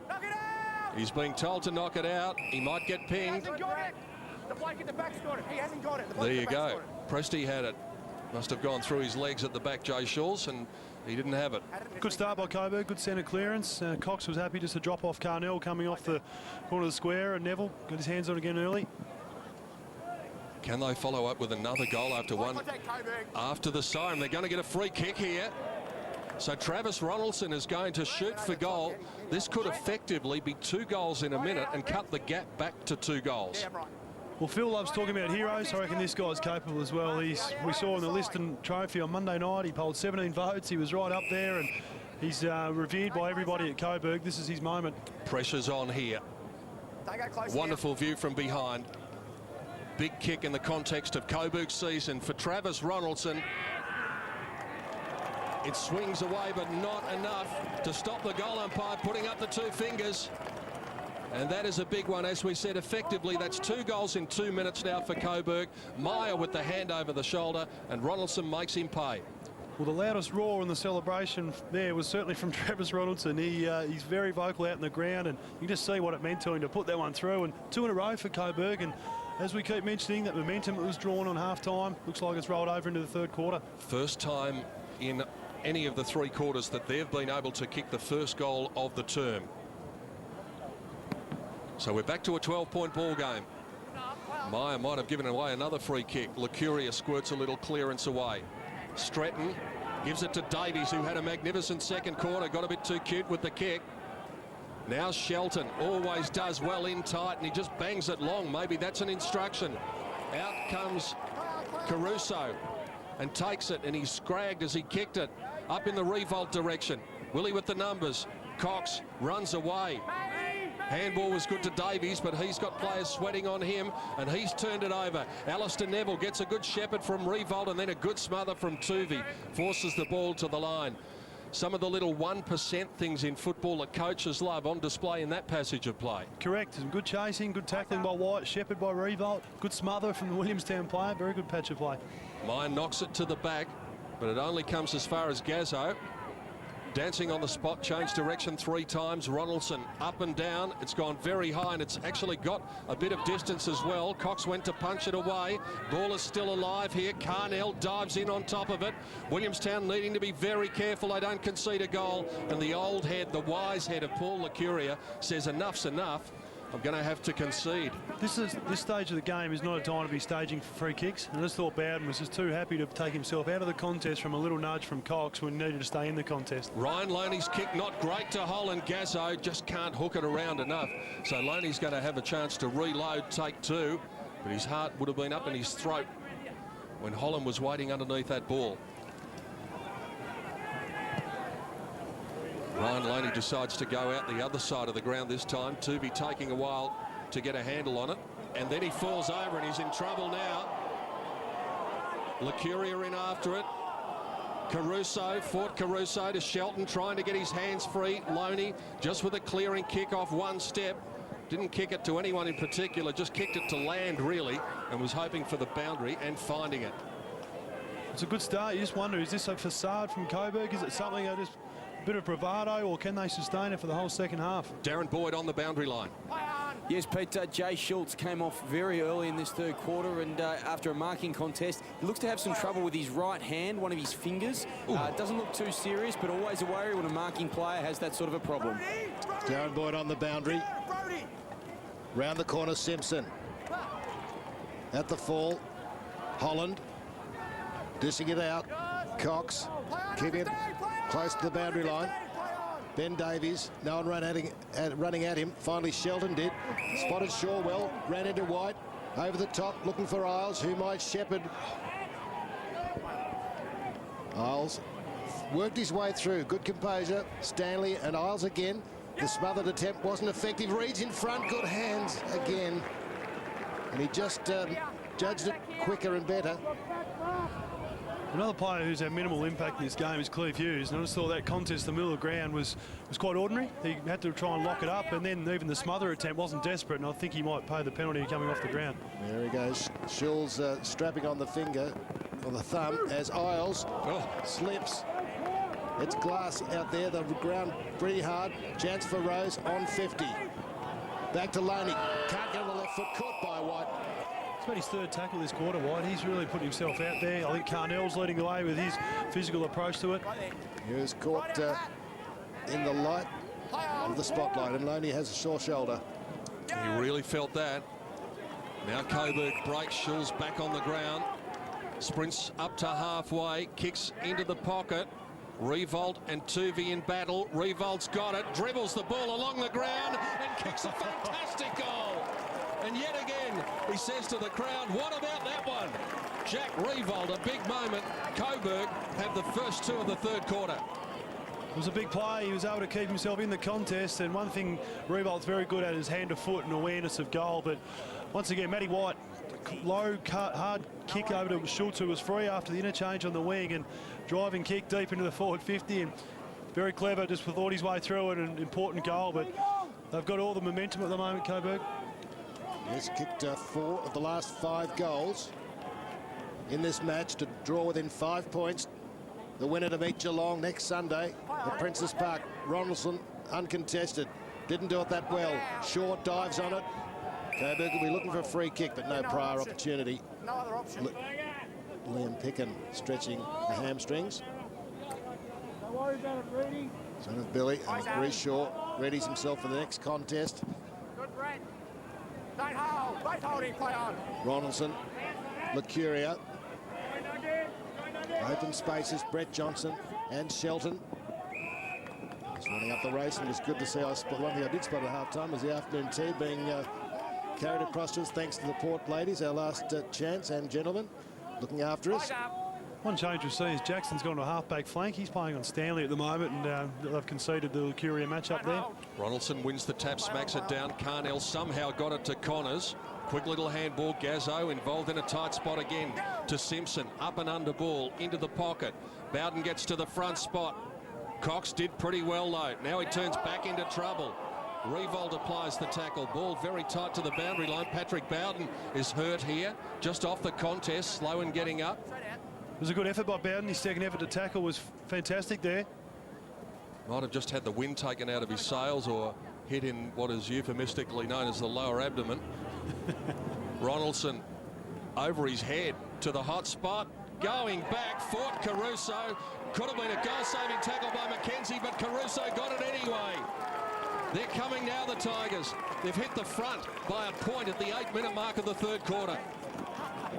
He's been good for Caruso. Very good there. He's probably lucky he may not got holding the ball the first time. He had an airy, but he just stayed in the contest. He worked hard to get to the front of that one. We actually ran past it, but young McKenzie's been put under the pressure here. In the second quarter, he was a bit loose on Cracker. Now he's got Caruso, and everything's going their way at the moment, Coburg. Well, they led for the first 10 minutes with the first 2 behinds. But since then, it's been Williamstown in the ascendancy.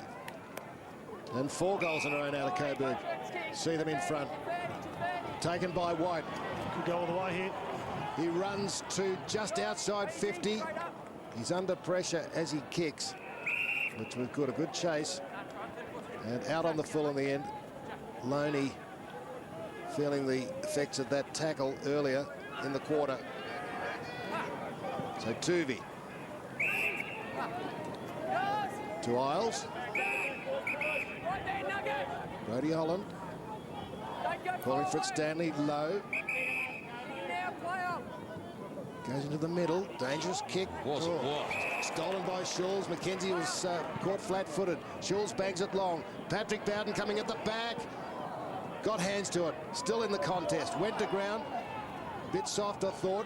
Picked up by Tuvey. Williamstown along that boundary line, as they love to do. Isles inboard. And McKenzie again is caught flat-footed. Brady Holland. Cox runs strongly. Sylvester, his arm was held, and they'll get the free. Been fairly good after a shaky start, Sylvester. Again at the other end, Patrick Bowden acting for a free kick in that contest when he didn't take the mark. They've got the momentum here, the Tigers. Can they capitalise? Sylvester's kick. Prestigiacomo just swipes it away. Down it comes to Revolt on the left. Cox has been very good so far. Again, he keeps his head. He's done well, Shannon Cox. Got away from about 3 there and fed Brett Johnson at left half-back.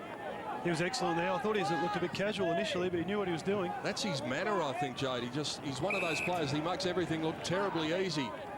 Now Licuria gives it to Lockwood, who drives it inside 50. Williams at the back. Ball's on the deck.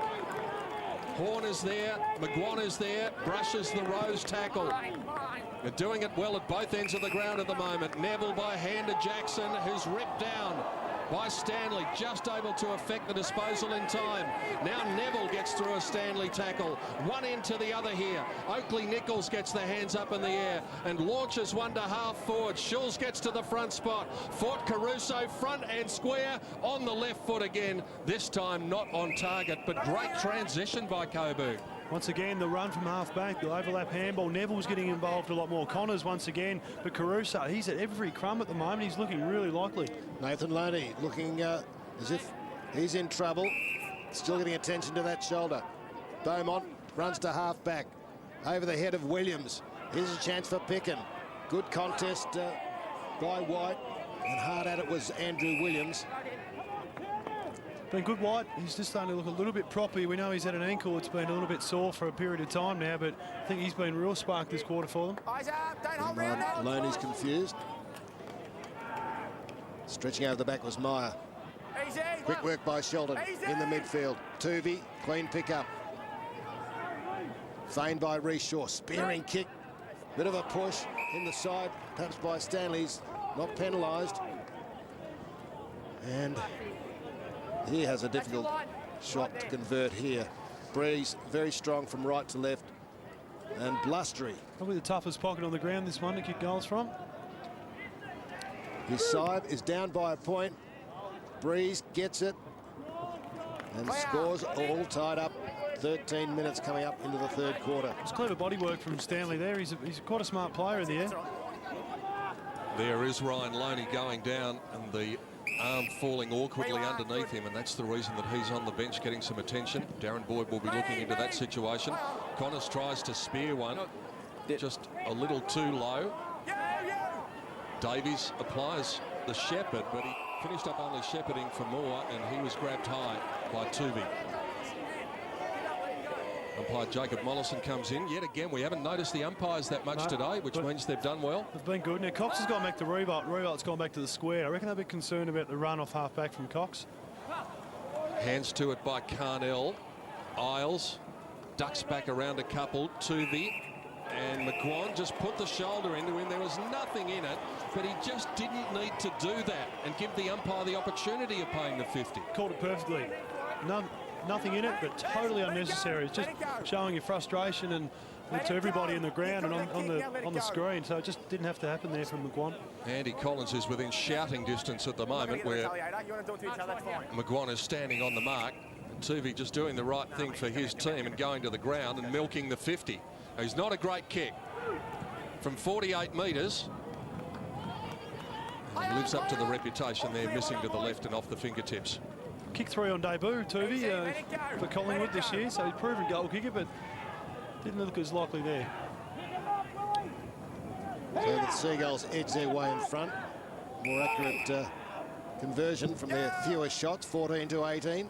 Long kick, McGuan a bit of a push. Got away with it against Tuvey, who has to chase. Good work off the ball. Here's the kick to half forward. Space for Oakley Nichols. He's called a play on. He's running backwards. He looks, and for Gazzo. Such a waste. Overcooks it.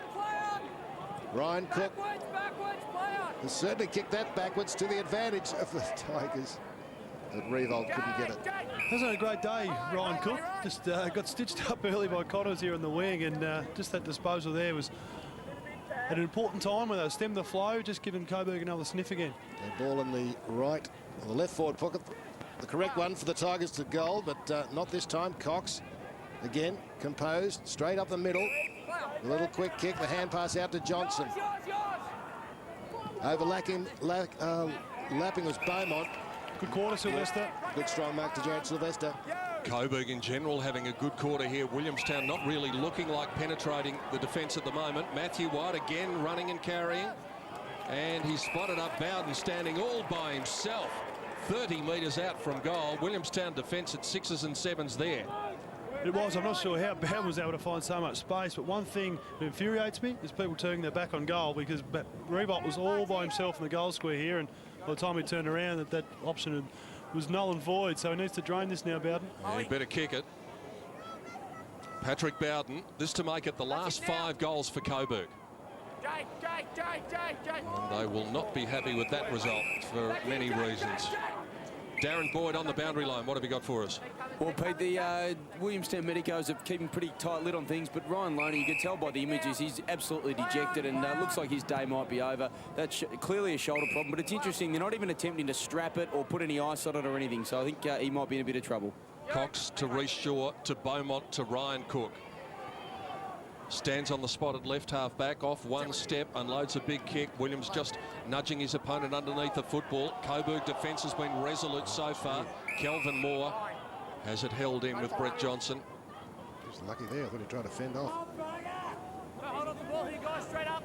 Umpire coming up with the bounce in front of the Norman L. Goss stand. Last of the games at Port Melbourne for 2007. We head to Princes Park next week. It's still very much up in the air. Who's going to be there, though, against Geelong? Shelton releases Gazzo, who'll want his left foot, and straightens up on that. Spears a little pass to his fellow little man in Fort, Caruso, and he spears one onto the chest of Jay Schulz. He's well within distance here. The breeze is helping him, if anything, coming off his left. Is that man Caruso again? He's looking very good this quarter. He's been on a crumb. He leads up Mark there. I think Gazzo's the other one. Between the two of them, have a really good little duo down forward for Coburg. 11 disposals for Fort Caruso with 3 marks, and Joe Gazzo's had 9. Jay Schulz will kick from inside the centre square at 52, and he'll get the trip, but not the accuracy. 1 goal, 3 to Jay Schulz. Scores level again. 17 minutes, third quarter.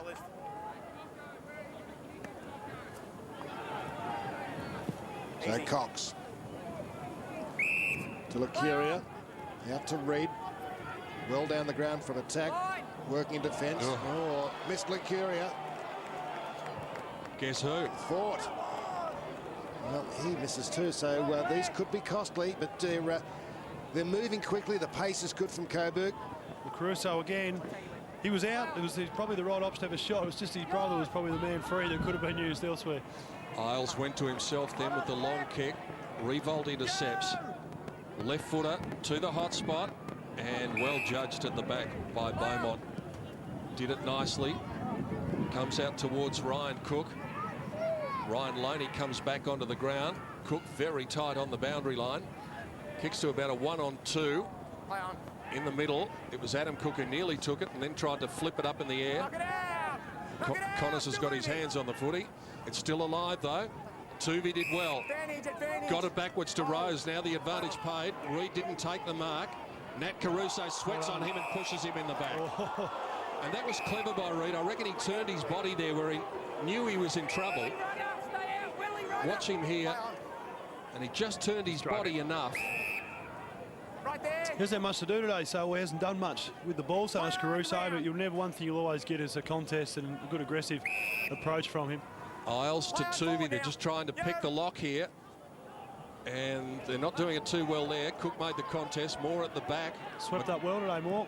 Gone a bit slow in getting up. He just bombs it out of there. There's that long kick again. It seems as though that's been a direction at half-time. Fort Caruso just keeps the momentum going forward. What a quarter he's had, the little man. Out they come, Bowden, off to Gazzo, and Gazzo's going to steal a goal. Coburg stealing the march at the moment. Again, one end to the other, thanks to a long kick and thanks to the crumbing little men. They are cutting Williamstown up. The little men are the difference at the moment. I'll probably be critical of the kick from more out of the back line, but one thing it did, it just created something. And Pat Bowden, you've got to acknowledge his effort there to be able to be in the contest, confronted front and back, get the hands free, and then reward Gazzo was fantastic play. And the forward line for Coburg looks much more likely with just the two and at times 3 tools as opposed to the 4 they started with. But Gazzo and Caruso are the 2 that Williamstown have got to really shut down. So 4 goals in the quarter. Call from the AMA. Darren Boyd, you've been, deregistered. Loney back on the field. Good mark to Brett Johnson trying to arrest this momentum of Coburg. High ball. In front was McGuan. Out by Jackson. Been pretty quiet but doing a stopping job. Good work, Cook. Here's a chance for the Seagulls. Rose has been quiet. Gets around the first tackler. Not the second of Shelton. Should have been rewarded, Shelton. And the bounce. Definitely should have been rewarded. So he can consider himself unlucky, Paul Shelton. So Coburg by 7. Geez, you've had a pop at a few today, Ross. Hasn't missed anybody, has he? Eyes up. I hate to think what's going to happen when we leave, Jay. Williams looking for the Seagulls' first goal. Here's a possibility. Lucuria couldn't get on his preferred foot. Johnson the bouncing ball. Quick hands. Stanley, he's well tackled. The tackle lingered. Socket clear. Out to the pacey Cracker. In front of Beaumont. He'll turn Beaumont inside out. He does. Back to Al Neville's been busy. The kick to the good spot to Bowden. He brilliantly paddled it up to Gazzo. Into the danger area. Shaw's running at it. And Caruso fought. Andy Cracker on the finish. He's pushed down. Free kick. Downfield. Gotta go to Carnell. There was nobody downfield for Coburg, so I'm not sure how they're going to adjust where this free kick's going to be taken from. Carnell must have been the closest. He's going to get the free. He was lucky to be inside 50. The Curious got a smile on his face. Caruso again, he's been outstanding. Just at the ground level, rewarded Cracker there. Gazzo 2, so it's 7 points the lead to Coburg. Carnell in this week after a shoulder injury. Gets the goal. Andy won. Gee, that's 5 in the quarter to 0 to Coburg. And their lead, 13 points. Well, we saw Gazzo at the start of that chain once again, crumbed the ball in front of Bowden, and wasn't a great kick, but Caruso's hands have just been sublime today. He's really watched it into his hands and then made sure he's executed it with his skills as well. And Darren will be happy. Loney's just to vindicate his medical background. Yeah. Loney's unfortunately had to go off again, but Williamstown really need a spark, and it needs to start in the middle of the ground because they're losing in every area of the ground at the moment. Rose in the dead temporarily. Just needing a goal to stop the bleeding. Ronaldson keeps it moving forward. Brady Holland turns around, looks for Rose, who gets to the front spot and marks strongly out in front of Moore. Handball was good to Isles. Kick was not good. Bounces to the back of the pack. Another little man in Simpson just treading on eggshells, trying to keep his feet there on the practice wicket area. It's unfortunate to see players on such a beautiful day be so unsure of their footing because of the hard surface here. Eyes at it. Vital here that Williamstown makes some sort of impression on the scoreboard. Smash forward by Cox, who's been good in defence. Maybe he's having a run up on the ball, or maybe he's just followed his man up there. No, he's in the ruck at the moment, Peter. Simpson knocked away by Carnell. Making a path was Logan Hill. Holland got rid of him. Yet again, Cracker on the up to Shelton. They're inside 50 Presti again, and Presti reliable. It's been a good job. I think he's taken the points, Presti, so far, but his ability to negate the marking qualities of a player, but then also mark the judgment was terrific. Rose to Ryan Cook. He spreads it wide. Now they've got a bit of room to move. Mackenzie is taking it slowly and just assessing his options and trying to hit a target. Working his way towards the front was Picken, knocks it down. They just wanted a bit more at the moment, Coburg. That's in the back. Untidy tackle by Simpson. He had Licuria cold. Licuria looks at his left shoulder as he goes down. But he was intent to drive him into the ground and just didn't pay due care and attention with the tackle. Well, it's all ironic that it's almost the same part of the ground where Jay Schultz kicked his goal, and it was so necessary. And Licuria, who's been, as you said, 192 game player at AFL level and a wonderful servant for Collingwood, this is his moment. Bit of a difference in the kicking skills of Jay Schultz and Paul Licuria, though. But big-time players stand up at the big moments. He's got it all the way there, but he's missed to the left. That was a goal that the Seagulls vitally needed. The gap back to 2 goals, approaching three-quarter time in the preliminary final. Melbourne kicked a goal, just 3 behinds. To Coburg's 5 goals.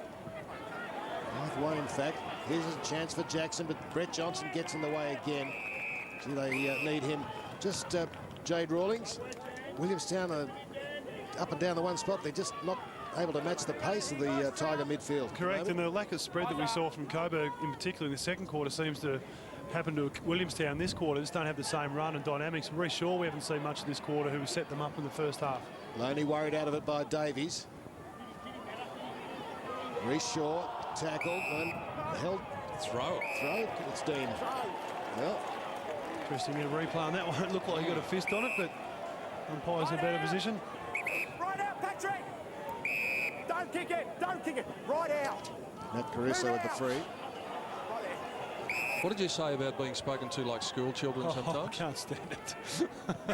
There's Nat Caruso up in the revolt direction. Just worked underneath it. Fort Caruso. With him as Stratton, he needed to be. He's been the danger man in this quarter. Gazzo having a rest, he's been great. No doubt just resting him up for a big last quarter, because the small forwards are going into the wind to the right of screen. He'll be so critical the last quarter. And clearly this end is the scoring end. Ronaldson again just prepared to spike it away. And that is a free kick on Lockwood. Advantage is paid to Sam Isles, who didn't take advantage in the first instance because it took him a while to pick it up. Now Davies trying to arch the back and run away. It was a great tackle though by Moore. Turned over, McGuan gets it going inside 50 again. Caruso carried forward, might have been the beneficiary of a free kick. Rebound from McKenzie up into the middle of the ground. Great take by Picken. Might have got some contact on the way through. Now Nat Caruso to Alistair Neville, who cuts back inside. Logan Hill back to Neville. Can he straighten? Can he hit a target? He's gone into the pocket. The kick was a beauty this time. Revolt out on the lead. Will shoot for goal from 45. Neville been terrific this quarter. Just found a lot of run, and he's won some good ball in the middle of the ground. And there was great pressure coming up behind Picken there. He took it cleanly, but the pressure coming up behind was first rate, and that's what caused the turnover and for the ball to end up in Revolt's hands. This for 6 goals to none in the third quarter to the Coburg Tigers. He starts at left, it'll drift back beautifully. Intelligent kick from Jack Revolt. He's got his second goal of the quarter, his second goal of the match. Coburg increases the buffer out to 3 goals. That's what their deficit was at half-time. It was Tom Simpson who laid the tackle in the middle of the ground, but Alistair Neville with dynamics, he easily just kept going towards the wing, but was prepared to cut back inside, open up the fat side of the ground. And we've been critical at times with Neville about his disposal, but this quarter he's been very effective and he's been influential in getting this lead that Coburg have been able to establish. 14-6. He's had 5 possessions this term. Good 3/4 of footy all round from Al Neville. Was Davies held there by Ronaldson. Umpire let it go. Neville got it out. Quick kick, Carnell. Danger again. Cracker was in the front. Falls at the back to Cox, who in a bit of bother. Stratton had to squeeze the kick out. Carnell can't get there in time. What a quarter by the Tigers. Carnell sucks in the breath. They've asked a lot of Shannon Cox today. He's been asked to go and do the centre bounces. Then when you do that, you've got to go and play centre half back and one of the pins for the other team. It's been a lot of work for him. Yeah, 20 possessions at Cox. Hooked out of the air by Ronaldson. Cracker's in front again. Here's McKenzie, well done. The small man. Very well done. Very well done it was. He kicks out towards Rose, who's been quiet. More a good, safe spoil. Here's a chance. The hand pass to Rose was under pressure. Relying on Brett Johnson, pulled off the footy. Got the numbers, Coburg. Ronaldson, Neville again, and space for Carnell. Can he celebrate his recall with a goal on the run. He can. That's 7 in the quarter to the Tigers, and they lead by 4 goals on three-quarter time. And now the body language is moving. We see back here the contest. We see Moore, Ronaldson, Neville, Horn, Caruso all getting around each other. Kilmore's efforts there were terrific, but once the ball went to ground, Ronaldson had about 5 options. They had all the numbers around there, Coburg, and then I don't know how Carnell was able to find the space he did, and yeah, Bowden ahead of him, but he took it upon himself, wanted the moment, and coming off the shoulder injury from last week, which kept him out, it's been a better half of footy from Coburg collectively, and I think Carnell's leading the way. Williamstown led by 24 points at the 29-minute mark of the second quarter. And now the deficit is 24 points in favour of Coburg at the 29-minute mark of the third quarter. An 8-goal turnaround, the last 8 of the match from the Coburg Tigers. Maybe these red jumpers are lucky. The reason they're wearing them is because apparently there was a bit of problem with the laundering of the traditional jumpers throughout the week. Oh, it's a good-looking strip, but even there, gang tackling, 3 people tackling Lacuri to ground. That symbolises the turnaround for Coburg this quarter. Laundry and gangs go together well, Jared. Oh, in the Jade. It's been a bit of Jared going on today. Yeah, I've caught the foot disease. He must have leave a better legacy than I do in this joint. Cox goes back into trouble, finds Rose though, and now strong hands from Williams, who's too far out to score. So can he get it into a one-on-one? Decides to go with a low percentage kick. It was a tumbler, and now Jackson might concede, didn't have to. Gee, that's been an outstanding quarter by the Coburg Tigers. They might be heading for the grand final after that. Williamstown are really going to have to dig deep. Brad Gotch is going to have to come up with something out of the box in the final term. Coburg turns around an 18-point deficit at halftime to lead by 4 goals with a quarter to play. Oh, that was a great effort, and if we were critical of their body language in the second quarter, it was diametrically opposed in the third, Jade Rawlings. Oh, couldn't get 2 more contrasting outfits than what we saw in that quarter compared to a fair portion of the first half. But Williamstown just stopped to a walk. They lost all ascendancy. I think Shannon Cox is the only winner on the ground for that quarter. He's offering some run and he goes in the centre bounce and gets clearances. But every person that needed to lift in Coburg perspective did. And I thought it all started. I thought Neville was important. The whole back line was strong. But I thought Caruso and Gazzo were the ones who were just able to get to the crumb of the ball and generate some real enthusiasm. Their speed was the spark that was really noticeable that had been lacking previously. That is Coburg's best third quarter of the season. What a time to do it. They eclipsed the 7-2 against Tasmania in round 19 with a 7-goal 3 to 3 behinds third quarter. And Williamstown know that their fate is in their hands at the moment. Let's go down to Phil Cleary. And I guess as an old Coburg man, your heart would be swelling with pride with what the Tigers did in that term, Phil. I must admit that I started to get excited. All those memories were flooding back, Peter. I was thinking, Jade, you're on the money in that quarter. Footy's a simple game, Jade, sometimes, isn't it? Linking up, blocking, getting the ball first. Didn't it change the game in the midfield? And what about those 2 boys, Fort Caruso and Gazzo? How fantastic. How reminiscent of the old days where the 2 Italian boys are flying and suddenly Coburg's on a roll. Interestingly enough, they kept going to the dead side, but you were right, Jade. When Neville cut through the middle, that was a good indicator that he knew to get it out to the right side. Revolt Gold, no, I think it was Carnell Gold. They are really going well. The breeze is tricky. She's blown to the pocket. You can defend against it. They are definitely a dead-set fair income chance. I reckon Andy Collins will have them pumped when they run out after that three-quarter time huddle. And we'll be joining you to hear from him after he does. Phil Cleary with his analysis at three-quarter time. And he spoke about the little fellas. Joe Gazzo, 174 centimetres, 76 kilos, and Fort Caruso even smaller than that, 172 centimetres, 70 kilos. Well, they wouldn't have been out of place at Moonee Valley yesterday, Peter. Exactly. They're very, very short guys, but Phil was on the money. There were a lot of small actions. Remember we saw a tackle from White earlier, a revolt Shepherd. There were just some actions that suggested, yep, we're back on. They're a blue-collared side, Coburg, and when they're prepared to do the harder things, all the other good things happen with them. So it's a big task. Fantastic crowds, by the way. It is great to see them. Such a throng around both the huddles. Yeah, great to see them out at the huddles, one of the features of the VFL. So there it is, 3 behinds to 7 goals 3. That is the story of the game without question. Now it's only 4 goals. 4 goals in modern football is not anything, but the respective body language of the teams, a lot of the Williamstown players just look to be out on their feet.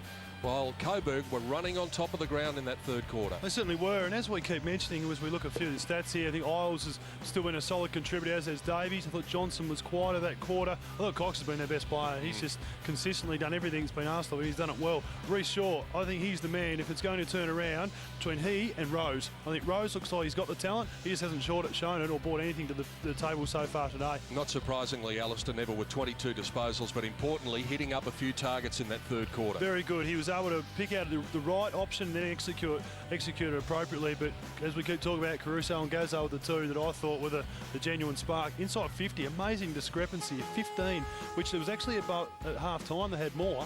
And now this time they've actually capitalised on it and minimised their turnovers. But we're in for a ripper last quarter. As we've seen, score very quickly here at Northport Oval. Williamstown with a lot more ball, but it's not helping them on the scoreboard. Let's go into the huddle and see if Andy Collins can urge his men into a grand final. Take 6.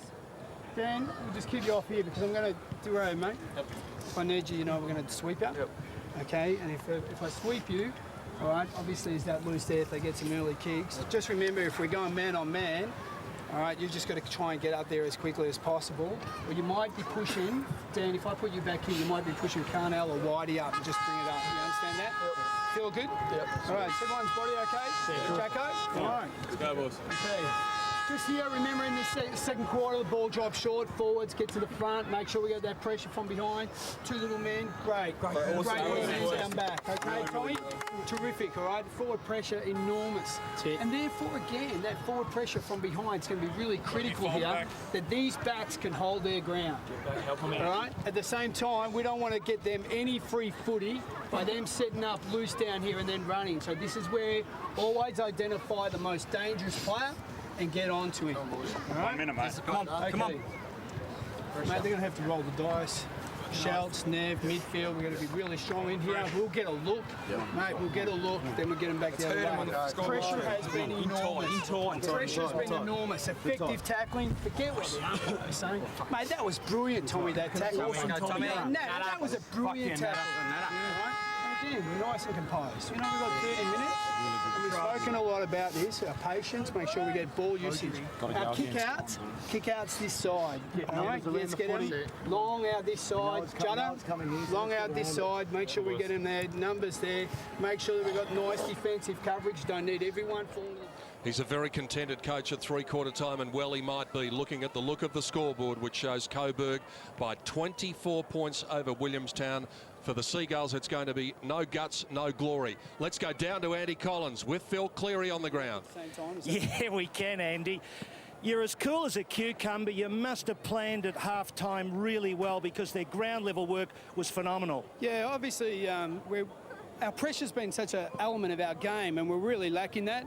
So we structured up our forward line to put some dynamic little blokes down there, and it really worked for us that quarter. Well, we being in that category get excited by blokes like that running around setting the game alight. Yeah, look, our tackling was phenomenal, and in fact I think it was scaring the umpires a little bit because they didn't know how to rule it. We're a bit disappointed with a couple of decisions that didn't go our way, but that's finals footy, isn't it? Right, you've got to go into the breeze. We can debate the breeze, but it is slightly against you. What do you fancy? Well, look, obviously you still got to have the courage to play this quarter out. If we shut up shop, then we're in trouble, and I've asked them to play the game. You know, our back six has got to be really strong. We've got to be able to help them out, and we've still got to be able to run the ball. Our forwards have got to be thinking that the ball's dropping short. Good day, isn't it?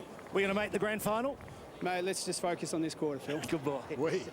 Yes, the process will look after itself.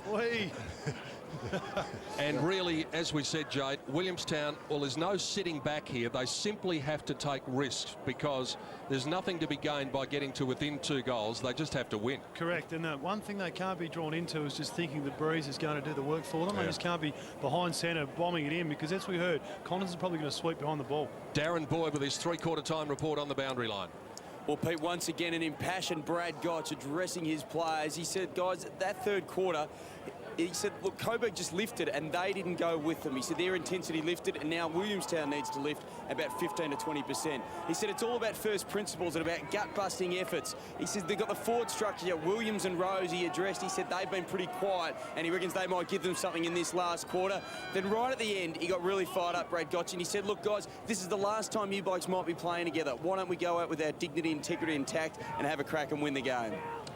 This is the highest scoring quarter of the year for Coburg. They've won 12 of 20. They averaged 31 points in the last quarter, and they are unbeaten when they've led at three-quarter time.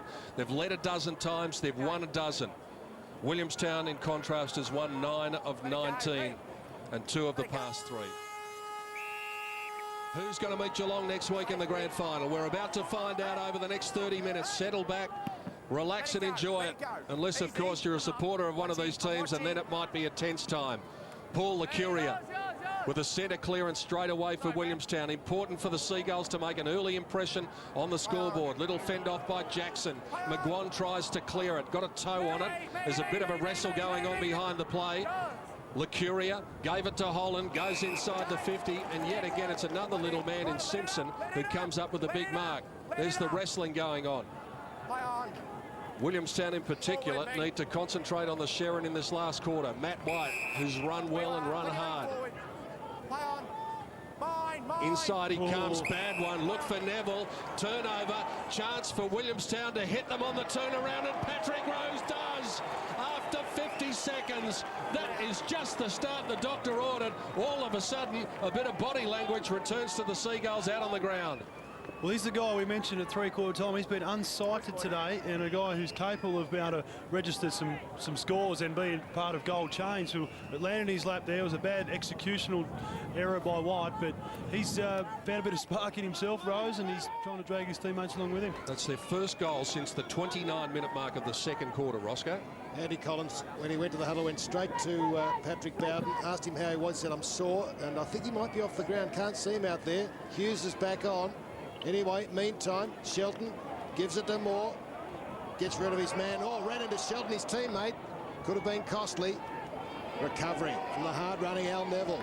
Oh, his pace has been good. Spearing kick up in the Cracker direction, but chopped off by Cox. He's been good. Boy, it's got dark here all of a sudden. Yeah, and that rain forecast later. Don't know if the wind will change before the end of the quarter, but it's still favouring the left of screen, but...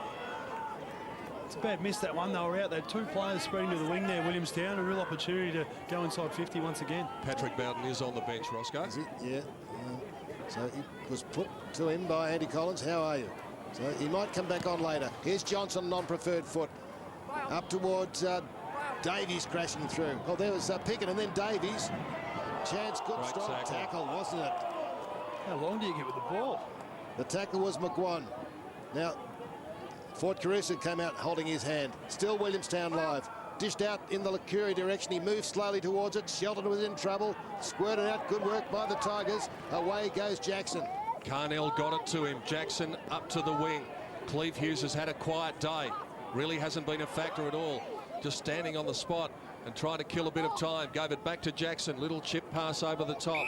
Wasn't bad. Could have been a half volley. Logan Hill got it just above the ground. Didn't have to bend down far because he's one of that mosquito fleet as well. He kicks into the descending gloom. Back to the goal square. And Reece Shaw nearly kept it alive unintentionally. And he had some mates there to assist it over. Oakley, Nichols, Connors, Bowden look on from the bench. Some talent there on the bench for whether they're just trying to save them up for a big burst or whether they're just cooling their heels. 19 points going the defensive side. Shaw found Davies. Stretton run down over the head. No, well stretched by Kelvin Moore. That was a good mark. It's been good. Moore again, followed up from last week. You Rob. Awarded him man of the match. Play on. 11 disposals for Kelvin Moore. Goes in short, pinpoint. Bit of a push on Gazza, and he was getting some attention to calves and hamstrings. But that he's caught his tighten up. Have a look at it. That's cramp. Look at that. He's run so hard. No wonder he'd need the attention. Cannot move at the minute. High ball, won't get to Cracker. Well done, Cook. Strong cross halfback, needs some run, the Seagulls. Well, finding some space. Davies again. Gazza coming off. Into the middle to Isles. Doesn't go to the corridor. Finds Cook. Well, that hurt just Gazzo not being able to compete there. They're one man down and Williamstown get on the loop. They had one extra person in the chain all along there. Connors coming on to replace him. Adam Cook, 1 goal, 1 this afternoon. From what we've seen so far, Roscoe, kicking's not his strong suit. Breeze across him. It's close. Knocked through by Sylvester. Almost, but not quite. Some encouraging signs if you're a Seagull supporter, though, Jade, early in the last quarter. They certainly are. They've begun to develop a fair bit of ascendancy here. Important when you have this amount of control that you put it on the scoreboard. Horn to Jackson. Kick was too long for Simpson, but he was able to get it. Not under enough pressure there, Simpson. And just tumbles it forward. Shannon Cox gets on the end of the receive from Isles. Out it comes. Adam Cook again. This time the big man slips over. Tries to get a handball. Players going down everywhere. Lucuria fell over. Simpson chips it up. Well done by Carnell. Johnson was right there to make a contest of it. Alistair Neville, he'll run away from Reece Shaw, who goes to ground. Neville can run up to the 50, decides to do it himself. He falls just a metre or so short. It's still alive. Shaw's puts it in the path of Revolt, and he's going to get a free kick. Jay Shaw's taken to the ground without the football, and he has earned the kick just 20 metres out from goal. That's inspiring play from Alistair Neville to take it on in the middle of the ground, probably against the quickest player on the ground, Reece Shaw, and it was very risky and long entry. And well done to Schultz. He hasn't been able to take too many marks, but he's competed well at ground level today. 1 goal, 3 so far for Jay Shaw's. Remember, he kicked a very, very vital goal after the half-time siren. This just as vital to wrest the momentum back for Coburg from 20. Jay Shaw's gets the goal. Breathing space is back. It's out to 24 again. That's what we're talking about just before, about to capitalise on any sort of momentum that you have within the game. And up the other end, we saw young Cook, I think it was, who missed the shot. And quick transformation in play, and Cook, Schultz got dragged to ground there. I think it was Mackenzie who was the offender, and good composure. It wasn't the hardest shot, but that ends up proving hard to be able to hit the scoreboard often today. Well, the Seagulls looking down the barrel. It's been a game of 2 halves, dominated by Willie in the first half. As Pete said, 4 goals up just before half-time, but it's been all Coburg in the second half. They've got the run, they've got the pace through the midfield, but missing Gazzo now. Will that make a difference? Al Neville they've got, though. He's really playing well. Bit of a push by Connors. Lee man. Connors gets the crumbs. Well, he might have been lucky to get away with the push in the side, but he's crumbed it and gold. And now that's 5 goals the margin. Here it is again. Make your mind up as Al Neville brings it out of the centre once more. Should have been extended arm, but Neville once again with the centre clearance. And Connors is the beneficiary of Gazzo getting cramped because he was on the bench and he came on to replace him. And when he is in the area, things usually happen with Connors. Second goal for Daniel Connors. 5 goals. It's not over yet, but it's not far away. Paul Lucuria with some running repairs going on for the dual Copeland Trophy winner sitting on the bench. Willie must get the next one, but it's going to be Coburg with the clearance. White goes with the outside of his right foot. Good courage by Mackenzie. Going back where Angels fear to tread. And he took the mark and he kept on going. Gave it to Johnson. As always, has given his all for the Seagulls, but his kick let him down. Sylvester. He's played a game, this guy, since quarter time. I thought he looked a bit shaky on Reed early, but he's played well since then. Andrew Williams unable to get near it. Revolt just lopes up and takes the mark. Just on the defensive side of halfway. Schulz goes at it one-handed. Logan Hill up and under. 2-on-1. Connors nearly. Cracker, they need to be careful of him in this situation. Reece Shaw uses his speed to get away. Now Brady Holland out in some space. He goes up to Isles, who runs into his attacking half, directs the ball inboard, it bounces. Stanley slips over in the hard middle of the ground. Jackson's there for the crumbs. They have got the numbers and they're able to get out of it, and they've got Revolt out here. Another wrestle going on behind the players. Revolt drives inside 50. It's wide and Cracker is quite happy to take it over, and there was a little bit of attention from Mackenzie. Nothing too much to worry about, but Cracker wasn't overly happy about it. He looked after him, though. He didn't get him to the fence. Missed opportunity for Williamstown. They took the risk of coming inboard, but couldn't hit the target. There were 5 Coburg players are sweating on the turnover and a quick rebound. Oh, they're looking tired. Couldn't see them getting up from here. Ben Davies ran into a wall. Kicked out of the hand. Shaw goes for the bump. Shaw's over the top, appealing for the free kick for holding the ball. Andrew Cracker was fantastic in that contest, just sliding in like a soccer player to just keep the ball alive there. There is Andrew Cracker and Reece Shaw. Mackenzie with his man, Andy Collins, He's worked a miracle at half-time. Look down and out. Andy Cracker round the corner, just a little bit too much. 2 goals, 3 to Andrew. Back here on the mark. Keep coming, keep coming. Keep coming. Ryan Cook brings it in. Ben Davies has been one of Williamstown's best today, along with Shannon Cox. Kick was good to Lockwood. He can take it and go. Cox riding shotgun for him, and he's coughed it up. It doesn't look like it's going to be Williamstown's day, the way this is working out at the 10-minute mark. Coburg have been absolutely magnificent after half-time. Kelvin Moore with a low skimming pass. He's coughed it up to Ben Reid. Drives a low ball into the pocket looking for Patrick Rose, and he is barely able to raise his legs into a gallop. It wasn't good service from Ben Reid that time. Ryan Loney, Paul Lacuria are amongst the players on the bench for Williamstown. A few games between them there. In fact, 314 AFL games between those two. Front spot Ronaldson, Picken swooping onto it. McGuan takes it, little handball. Sylvester, Williams, Johnson. They're working in a phone box. Clever kick to Reid, to Rose, intercepted by Carnell, and he just turns around on his left foot and bangs it out of there. What sort of kick is that? Well, it won't go on the highlights reels at all, but that was important from Nick Carnell. There's some creative play in that whole passage there, Pete. We saw Johnson not trying to free himself and be able to get the ball to boot there where the hands were taken away from him, but Carnell, clever kick. Mercuria, after running repairs, literally about to come back on. Not getting a hand on it was Beaumont. Head down was Ronaldson.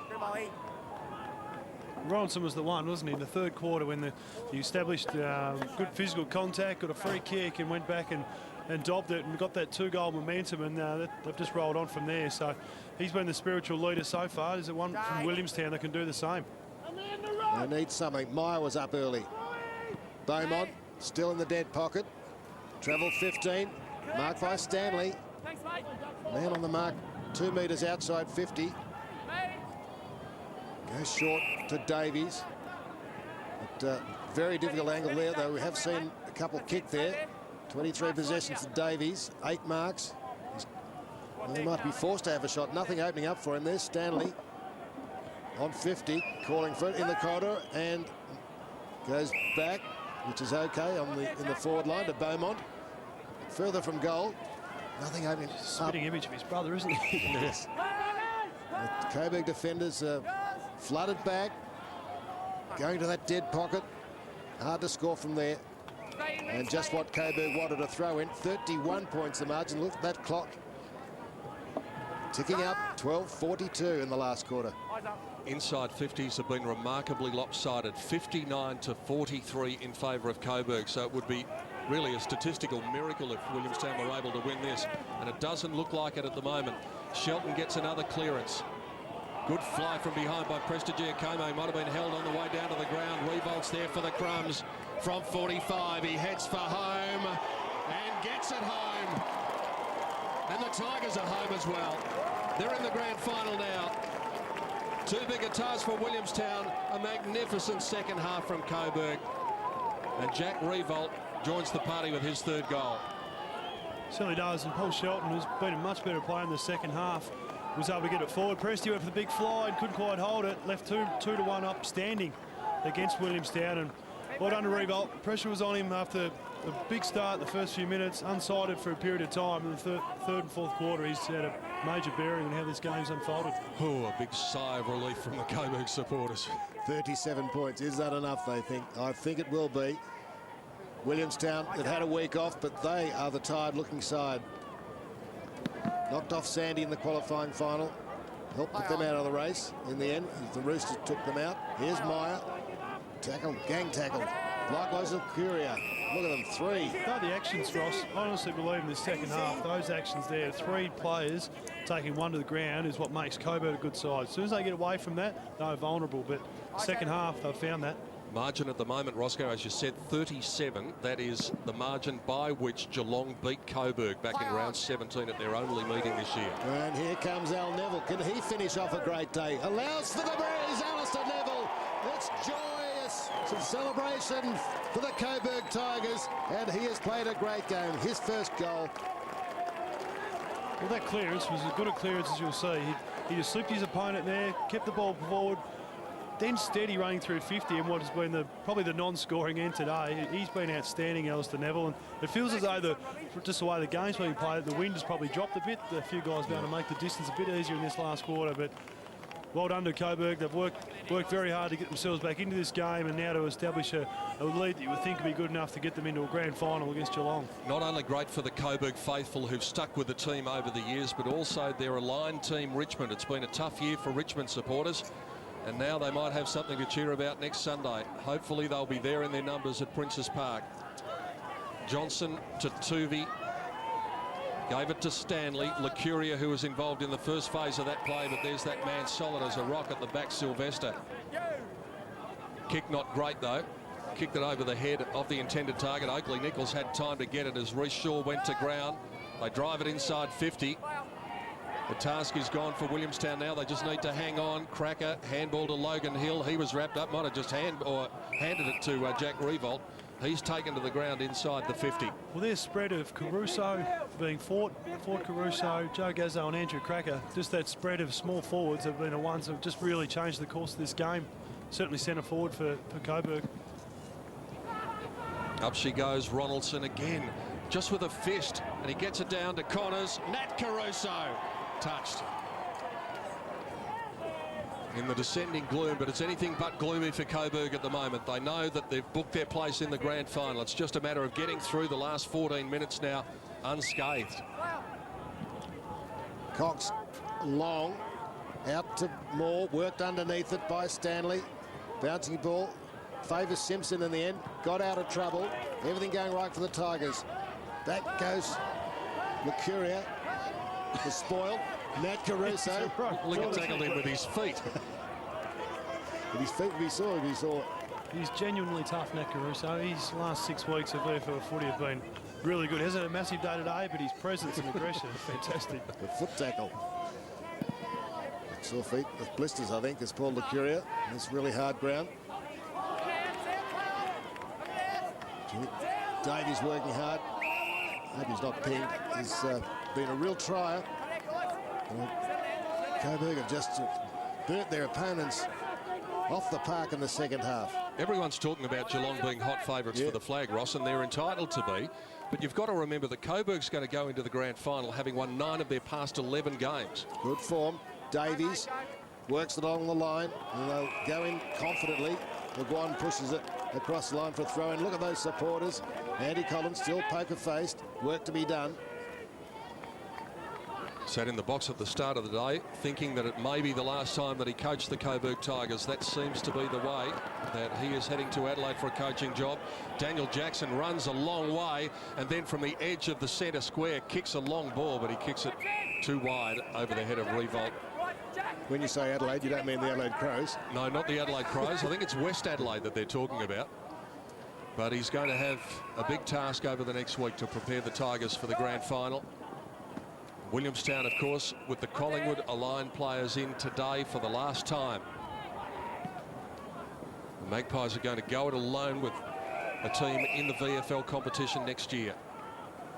I think Wayne Wiedemann has been coaching West Adelaide, if not last year, certainly before that. Struggling. In the descending gloom, we saw some flash cameras going off before over the other side of the ground, standing out like a beacon. Moore to McGuan. Oakley Nichols goes to ground. Davies has tried hard all throughout the day. Ben Reid couldn't get a handle on it. Brett Johnson did before McGuan could get to him, but his kick is errant. Jackson stands in the way again.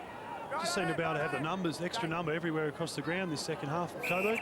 Nat Caruso, his brother, lit up the place in the third quarter. Wide kick to Shaw's Courage, going back with the flight. Got bowled over. Prestigiacomo heads to the boundary line. Perhaps his season is not done yet, Presty. He might wear a jumper of a different colour, who knows, as the Magpies live on in the AFL finals. Stanley couldn't grab it. Cracker can. Something always happens when Andrew Cracker gets the ball. Little bat down was by Revolt to Fort Caruso, who tries to return the compliment, and Revolt off the toe. Showtime!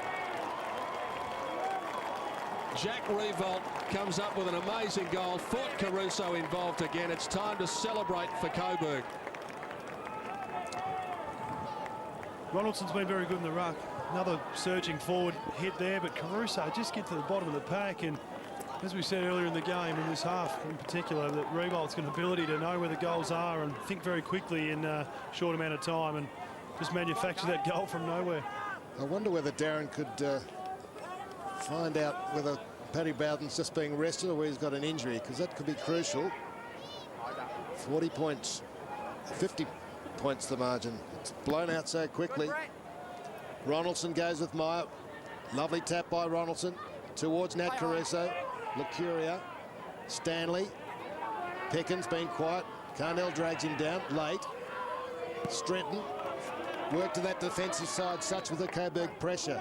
Sylvester was good in the contest. Lucuria looks slow as he's tackled to the ground. Brady Holland there. They haven't had the impact, Lucuria and Holland. It's been the pacey Coburg midfield that have held sway. Ross, since the 29-minute mark of the second quarter, it's been 13 goals to 1. Amazing. It's North Ballarat standard, isn't it? Darren Boyd. Yes, Ross, Pat Bowden just taking it easy in this last quarter is the advice from the Coburg camp. He's actually patrolling the boundary line like another assistant coach, issuing directions to Nat Caruso amongst others, and even looks as though he might almost be shaping up to come back on, but I think they'll probably be best to keep him in cotton wool, as they've done with Matt White, Ross. We know last week copped a knock on the ankle. He's got the ice already strapped on. Tough call there for a deliberate out of bounds. Stretton goes backwards, so Rose is going to have to go. The last rights have already been administered here, so it's just a matter of playing out time. Bit of confusion there between McKenzie and Tuvey. McKenzie finishes with it. Andrew Williams hasn't seen a lot of it today, and off one step he just launches one, bangs it long, and gets consolation behind to add to his score tally, which is just the 1 goal so far today. Bad day for Willie. They lost the reserves to Port, so Coburg are in the grand final. The reserves against Port Melbourne. Here's a chance. Pickin outside to Stretton. Oh, Lockwood. Can he get a goal? He's missed. Nothing going right. And so one person that Andy Collins will be very happy with, of course, today, be Jared Sylvester. He looked shaky last week and just worked his way into the first quarter today, but just a really dominant player as the game's gone on today. Patrick Bowden comes back on. Travis Ronaldson takes a well-deserved spell as Sylvester kicks it in, and Horn has it. He's been good. He's done some things that have sparked the team, especially in that third quarter revival. No, he's timed it nicely. Horn to come into the side. He was solid last week, and he's been very good today. Patrick Bowden trying for the highlights reel. Forgot to put his hands up, though, and Williams took the mark. And again, Williamstown with players in the corridor. Brett Johnson, you can't question his endeavour today. Shannon Cox has also been very good for Williamstown in a losing team. Sylvester almost worried out of it by Adam Cook, playing in only his 5th game to Reed, and the ball goes over the boundary line. In front of the hill here at Port Melbourne, which has been a good vantage point for many spectators right throughout the year, and indeed especially on this weekend where there's been good crowds at both of the preliminary finals. Bowden just bats it back towards the boundary, and Jackson toes it along in front of him. Gazzo can keep it in. Jackson just continued to run. Didn't have to do that at the 23-minute mark of the last quarter, but he just wanted it. And after 2 bounces, Daniel Jackson centres the ball. Revolt lands awkwardly. Spectacular fly. Didn't get anywhere near the footy, really. Cracker over the top of it. What can he conjure up here? He gets around Lucuria. Andrew Cracker joins the party. That was slow motion football. 3 goals to Cracker. As you called, Ross, it was slow motion. It's disappointing, and it's harder in the last quarter. You know you're not going to play the next week, but out here in the wing, 4 players from Williamstown just stopped to a walk and let Jackson run away from them, which I'm sure Brad Gotch be a bit disappointed with. But Andrew Cracker, good return for him, 3 goals, because as he was last week, he was a spark, and certainly was the first half was the best player I thought for Coburg, and he's well deserved, because his attitude's been fantastic at Coburg all year this year when he's had to play there. 9 goals the margin, 3,900 here today to watch this win by Coburg. 3,400 yesterday. Good crowds. Advantage taken by Carnell. More to come. Nat Caruso. Patrick Bowden's back on. Blazes away. Well, I thought I was going to... it shouldn't be the Blaze. I thought he was going to convert, but he wasn't able to. 55 points the margin. Good to see him out there, Patrick Bowden. 24 minutes gone. It's been 6 goals to 1 in this quarter, so we should get up to 29, 30 minutes. Siren can't come quickly enough for anyone, really. For Coburg to celebrate the fact that they've made it through to the grand final. A bit of an altercation going on. Stratton is shot. Yeah, a bit of jumper punching going on as well. Only about 5 metres away from where Fort Caruso is at the moment. What a third quarter he had. And wasn't it terrific to see Andy Collins go and put his hands on the heads of Fort Caruso. There's his brother Nat going for a big flight, and that man Joe Gazzo at 3/4 time. And it gave you a measure of just how tall, or in fact how short they are, when Andy Collins looked like a basketballer when he went over to them. It was a great gesture, wasn't it? For those guys, it would have been a real buzz just to be acknowledged in front of the whole team that way.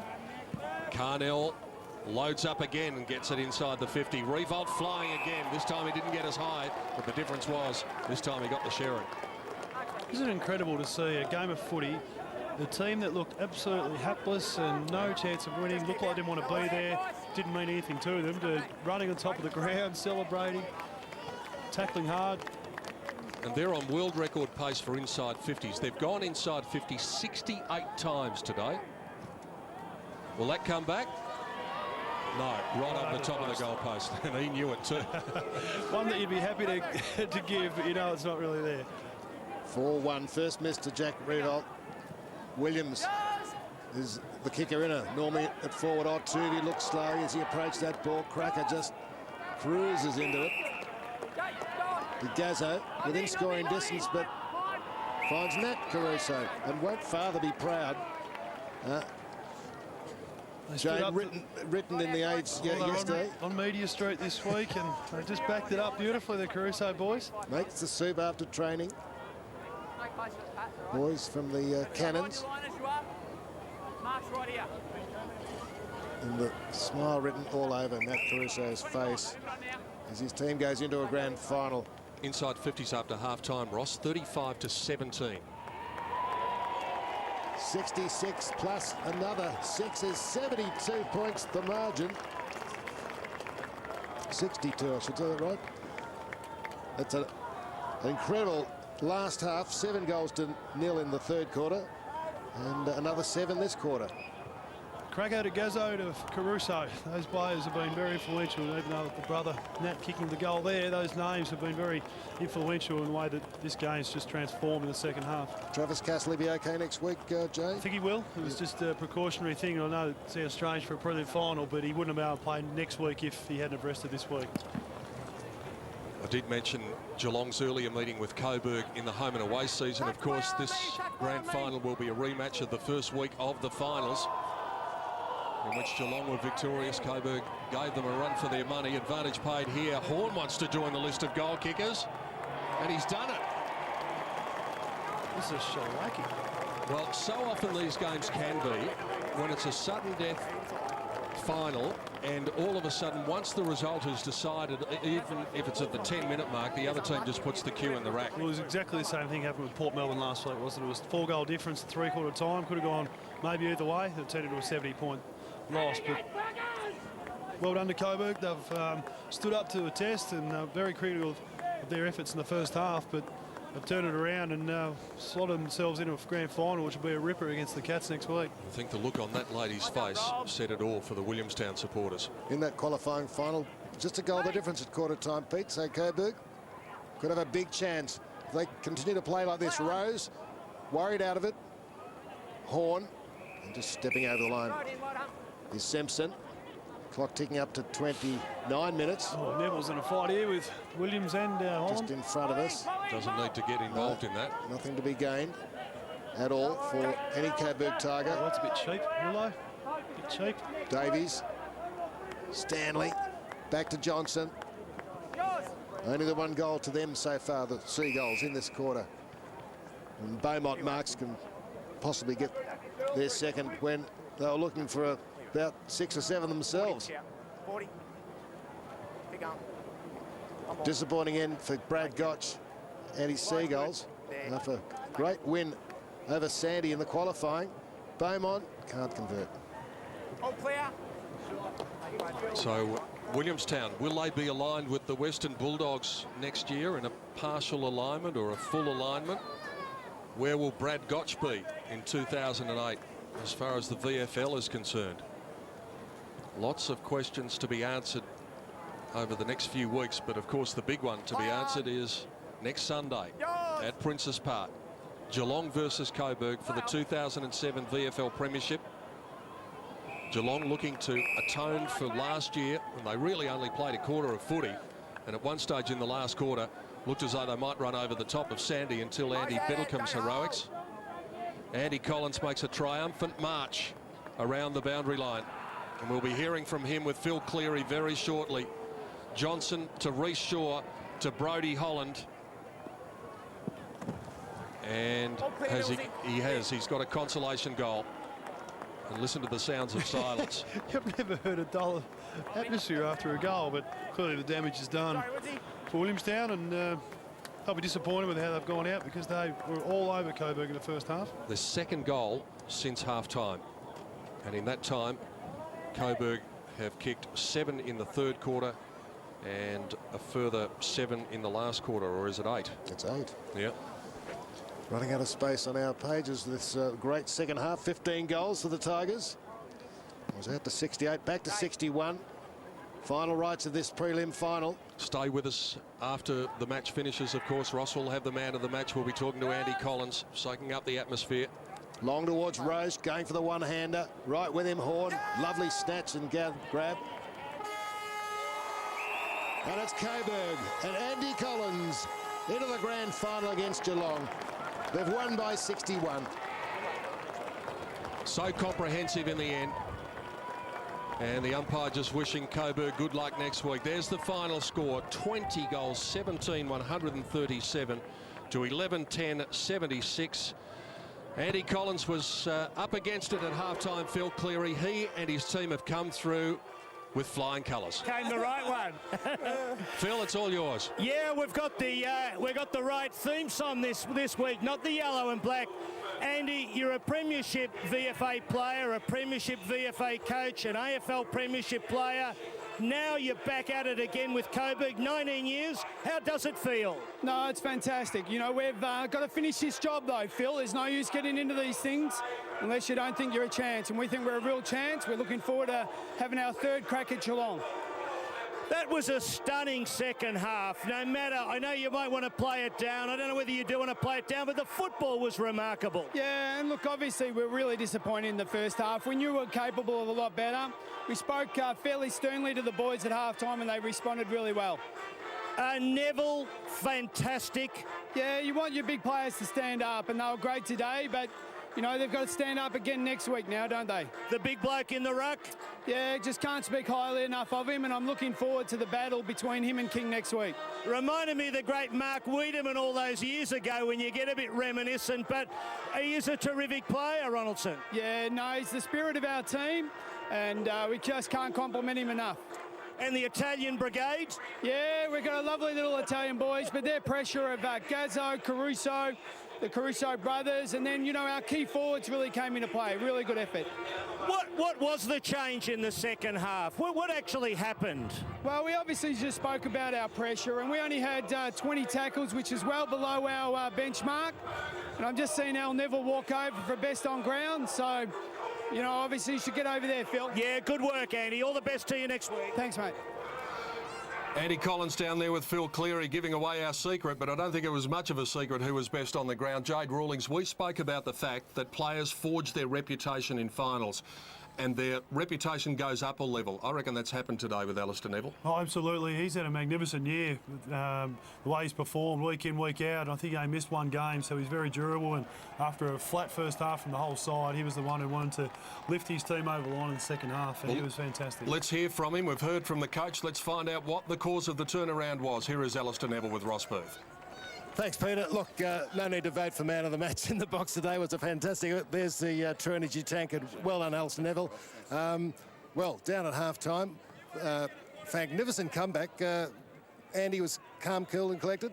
Yeah, very. I think Paddy Bowden, one of our most senior players, had a chat to us in the rooms at half-time, and Cole had a chat to us, and we were quite calm. We knew it was just sort of a process, and I think we probably had just as many scoring shots as them at half-time, but we just weren't kicking straight. So had a couple of little things to fix, and I think we fixed them in the third quarter and then kept it going in the last. So we were commenting about the body language of Coburg was so down midway through that second quarter, and you somehow turned it around, and you seemed to just run them off their feet. Yeah, I think it was good that Schultz kicked that goal right on half-time, and that got everyone sort of talking a bit, and inside it was probably a little bit too quiet, and then we sort of all started having a bit of a chat, and yeah, it's funny, a group of guys, it only takes one or two to be a bit of a spark, and everyone's back on their feet again, so it worked well. Well, it's been a great year for you. About 13 votes to listen up there in the top few. The Frank Johnson medal, best on ground in the VFL match against the West Australians, and man of the match a couple of times, and here again today, and now a grand final. You've lost to Geelong twice, but you must have the confidence after that display that you can cause the upset and knock them off. Yeah, definitely. Last time we played them, it was pretty even at three-quarter time, and I think they did what we did to Willie in the third quarter. So fingers crossed we can just get back to the drawing board, play as a team, which we did today for the full 4 quarters, and we'll get across the line. There he is, gentlemen, Alistair Neville. He'll play a part in Coburg's premiership quest next week against Geelong. It has been some sort of year for Alistair Neville. Thank you, Roscoe. Well, we talked about the little fellas, Joe Gazzo and Fort Caruso, and what they did to inspire their team in that third quarter especially. Let's hear from Fort Caruso now with Darren Boyd. Well, Pete, he's very excited. Fort, well played. You must have been absolutely thrilled with the way the game unfolded in that third quarter. Yeah, exactly. Just a credit to the boys. Their character showed out in the end, and second half was brilliant, and just fought hard all day, and it was a great win in the end. What did Andy Collins say to you and Joe Gazzo in particular? Because you guys were really the spark for Coburg. You lifted them in that third quarter. He just said, just keep pressuring in the forward line, keep it in, lock it in, because that was coming out a bit too easy in the first half. But that's what we try to do. We try to do our best on the ground level, and yeah, just work for us. Well, mate, a huge game next week, but it's been a big build-up this week as well. You've been on Media Street, you had the write-up in the Age during the week as well. Your family's in the media spotlight, but I don't think it'll get any brighter than next Sunday. Yeah, exactly right. I'm just focused on next Sunday, and hopefully we can come out and put on another good performance like this today, second half. Well, good on you, Fort, and all the best to you and your brother Nat, and obviously Coburg next week against Geelong. Thank you very much. Thanks. Fort Caruso, what a great day it is for him and his family as well, and so much to look forward to with next week. Well, I wonder it was because of those old Coburg greats getting together at halftime that all of a sudden a bit of energy and synergy was drawn. Well, there was some feel-good moments there at halftime, wasn't there? Phil and Billy Kakur, and it was very energetic and lively, and maybe it rolled on to the Coburg side in the second half. Phil Cleary, I think, is standing by. 15 goals to 2 after half-time. Phil, quite remarkable. It is remarkable. This is a great football club, the Coburg Football Club. We've seen alignments change the face of football. I've been critical of some aspects of the alignment. I didn't like them playing the Richmond song with Richmond words. They sang Coburg words in the song, that's fine. Red and blue they are. They're Coburg red and blue. Andy Collins has done a phenomenal job. It'll be a great grand final. One of the traditional clubs might bob up with yet another flag, and I'll be the most excited man on the planet, because it has been 19 years, and of course the red and blue runs through the veins. It's a great day. It'll be tremendous. All you Richmond supporters, get to Princes Park next week. Make it big. Phil, go and have a sip of something probably red, I would think, and celebrate. Jade, it's been a terrific day for Coburg, and we look forward to next week. Absolutely, no credit to them. They were down and out in the first half, and it's been the culmination of a good year's work to be able to get to the peak in the grand final against Geelong. It'll be a ripper. And we will be there at Princes Park next week when Geelong takes on Coburg for the 2007 VFL Premiership. We'll see you there.